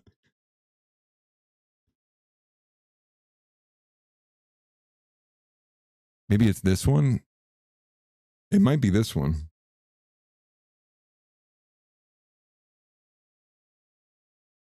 Possibly. I don't know. You guys tell me. Let's try it. Let's see it. Alex Jones. Oh boy. The great. Who are you? What do you do? I was thinking about Joe Rogan's vagina right now. That's a weird way to introduce yourself, Alex. Well, Joe's like, I love Joe, but like, oh my God, we better not have an event. The terrorists might get us. We just give up and go away. We can't ever have a meeting because the Iranians might stick their ding dong in us. I think Joe's afraid of the Iranian ding dong. You're a Joe Rogan commentator, professional. No, I like Joe. I mean, a little bit. You know, I'm surprised by Joe saying that. When was this? Was this like today? Yesterday? Dude. Okay, no wonder I'm like not familiar with it. It was yesterday. So he's gone, dude. Alex is gone. Like, oh, let's not have a USC event. Well, I don't the think Iranians might get us. I mean, I'm against the war, let's be clear. But let's keep the buses and the trains and the airplanes on time. Let's not the fucking Iranians might get us. So he's already swearing. I'm already swearing. Gotta follow every little AI rule. No, here's the deal. Let's all just hide Joe Rogan's vagina, and then we'll all be safe. Jesus. Good to have you, Alex. Like it's a going to be fun. We can already giant tell. Joe Rogan vagina. Luke is sitting and we next all to just him. fly up into it, and we're all safe. It's safe in Joe Thanks for coming. Luke. What an introduction. You heard Dan like, safe under her black wings. I'm safe in Joe Rogan's big-ass pussy vagina. Well, there you go. Like that? Yep. Okay. Okay, I think he's drinking himself to death. Okay. What's happening to Alex Jones? That's a good call out, dude. I did not see this, dude. Does he keep going? Luke's here. There's that. Yes. I don't know how you have that tonight. Good to be here with some old friends. I declare war on Joe Rogan. God has ordered me. Nah, I love Joe. It's a joke. He's going to show up at your house. Okay, I guess like Alex. Luke's here. Yeah, hi guys. In fact, how about I just take you all on right now? You guys are fucking tough. You're pretty tough. How about we just fucking fight right now? You're fucking real men. All of you. Come on, let's go. Every one of you. Let's go. Let's prove how fucking badass you are. Slug, let's go. You think you can fucking take me? Let's see what happens. I don't think I can take you. No, you can. Why don't you fucking do it right now? Every fucking man in here. 1, 2, 3, 4, 5, 6, 7. Let's go. 8. Let's go. Robbie will fight you. I'm ready. Robbie. I'm ready. That's a big motherfucker over there. I'm ready for war. I'm ready for war. I'm ready to fucking live in Joe Rogan's vagina. Let's start with the news. What is going on, dude? Like this is what Tim Pool has turned into. This is the end state of Tim Poolism. I wouldn't fight Alex. I got too much, historical respect for him. He probably would though, dude. Alex would probably toss all of them, dude. It'd come down to what did you say? Phil lobotomite? Yeah, he got lobotomized, that's for sure. Do it for the clip. Yeah. Do it for the clip. No, Alex, you were the chosen one. You turned him against me. You've done that yourself. That's funny. It is kind of like that, right? You're looking at like Trump, you know, and Alex, you know, you were the chosen one. You turned him against me. You have done that yourself. LRX says, I like All That Remains music, though. It's not, everybody knows I'm not a big music person, but I'm to this day, I have no idea how Phil hasn't blocked me yet. Every time I see a post from Phil, oh, this gay guy again? Oh wow, this weak ass take again? Crazy. I remember when I got Phil, you know what's funny is Donnie's blocked by, yeah, Buck Angel. Donnie's blocked by Phil, but Phil, for whatever reason, just won't block me. I don't know why. He must want to see my profile or something. I got Phil so mad, he sent me a digital version of Mark mooning me. Of Mario, forgive me. And you know what stops a lot of arguments? I just put myself on camera and talk. I don't even do I don't do the X sound. Sometimes with the bigger guys, I just record the video. I'm gonna put my face on this, dude. I'll put my face on this. He said it actually made X way less fun when Phil and Tim blocks me. Interesting. Takes in another submission in here. Okay, we're at this rate, we're not getting the Jake Paul thing done. We're not getting it done. And only not because I don't want to do it, because I want to see my daughter before she goes to bed. And I can hear them getting ready to begin the nighttime routine. And I do not want to miss that. Takes Bomber, he says, play it. Now that nobody's just yelling at me. Hey, that's not very nice. Hey, that's not very nice. Just kidding. Just kidding. I am I'm like the friendly version of Nick. I'm the good cop. No, there'll probably come a time where I'll just You were the chosen one. Thank you. This is perfect. This is perfect. No, we love Tix Clips in here, dude. Hey, Tix Clips is gonna take the place of Kai Clips. Perfect clip here, though. You were the chosen one! It was said that you would destroy the Sith, not join them! Bring balance to the Force, not leave it in darkness! Yep. Oh, Raymond's live. Interesting. Yeah, that's true, man. That's true. Like, he was the chosen one. That can't be me. Like, he was the chosen one. We should have seen it coming, right? Didn't episode 3 come out before Trump ran for office? We should have saw it coming. No chosen one is ever what the prophecy is. Should have listened to Mace Windu, man. Should have listened to Mace Windu, man. I don't think that's what the prophecy says. It's just a short moment in is it in the second movie? Or is it in the third movie? That is one of the coolest scenes when Mace Windu's like, I don't think that this does not making sense with the prophecy. He's like disagreeing with Yoda. Star Wars was cool. And then Disney took it and they did things to it that we don't like. That's going to bring us to the end of it. I will redirect your attention to definitely going and watching. If you have not seen it already, you guys can probably inform me by the time I get around to it, is the White House interview with Jake Paul. I believe the White House, Jake Paul posted the whole thing to his own page on X. If you guys want to go and see that. Elrax says skip the whole, if you didn't know, watch it, better know it's going to slap. Yeah.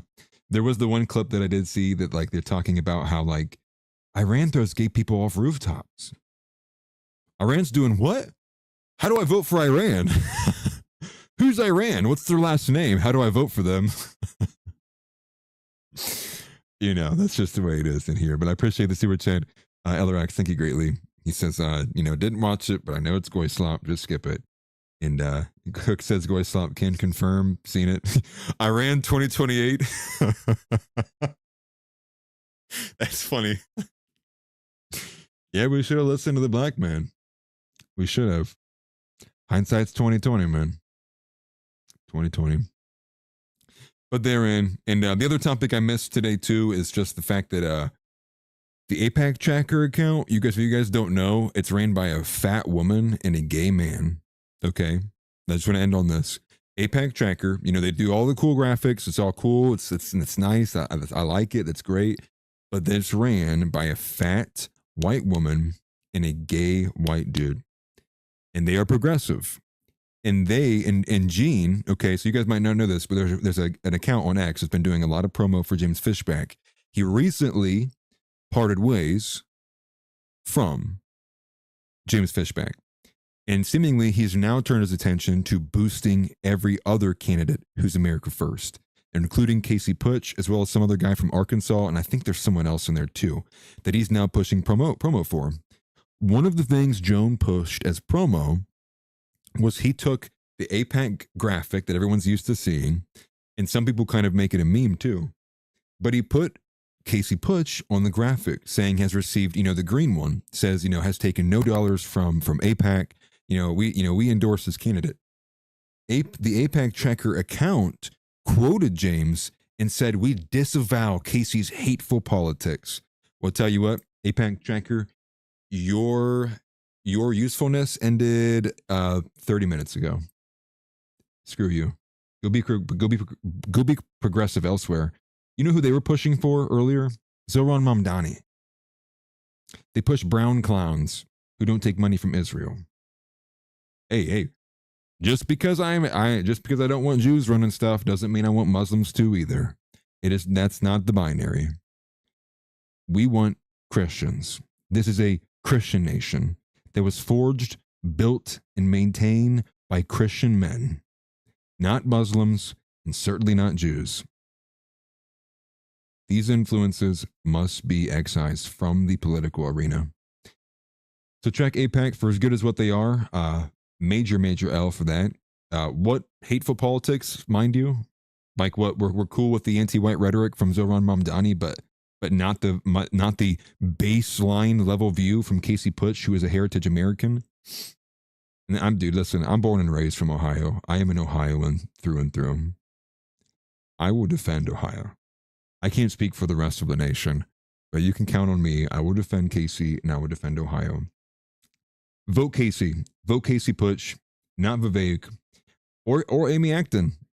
Just kidding. Don't vote for Amy Acton. In the primary, Republican primary, we need Casey Putsch. We need to rally around Casey Putsch. I'll be trying to spend a good more time around that. I might even potentially, if I can get a chance to, I will go out to IRL to see what I can do. I have a couple ideas with that, but don't count me on doing those. Again, it's just rough for me to get out. But Vivek is actually losing by like 10%. He's like down 10 points, I think, to Amy Acton right now. Amy Acton is looking like she's gonna sweep it. Well, this is what you get. Maybe don't run an Indian anchor baby who hates heritage America. But again, I shouldn't need to tell you that, and they know that. They're just trying to force it because the Republican Party is just as much of an enemy as the Democrats are. But at least At least the Democrats, for the most part, and the people who are behind a lot of the support for them, at least they believe. At least they believe in the message. At least those ideas won their hearts and minds. So, yeah, AIPAC tracker is left wing, progressive. Don't ever forget that. Don't forget it's ran by a fat white woman and a gay guy. Never forget that. That's who those people are. Not on our side. And again, part of the reason why you need to know who and what these people are as well too. But with that's going to be the end of the show. I kind of went a little bit longer today, but I felt good today, so why not? And I probably wanted to go a bit longer with the Jake Paul thing, but I'll leave that up to you guys. I entrust that journey to you all, for you to venture through the Goyslop, fight it off, and make it to the other side, and tell me why in the heck are we just pushing and promoting Jake Paul for any other reason than to be the face card for the Republican Party moving forward. And more Goyslop to eat it up. Maybe I'm gonna have to switch sides. No, just kidding. But anyways, Christ is king. As always, seek first the kingdom of God. Deport Kash Patel, deport Pam Bondi. At this point, impeach the entire administration. I don't care. Throw them all in jail. Throw them out into the ocean. Don't care. Throw them off of a helicopter. Don't care.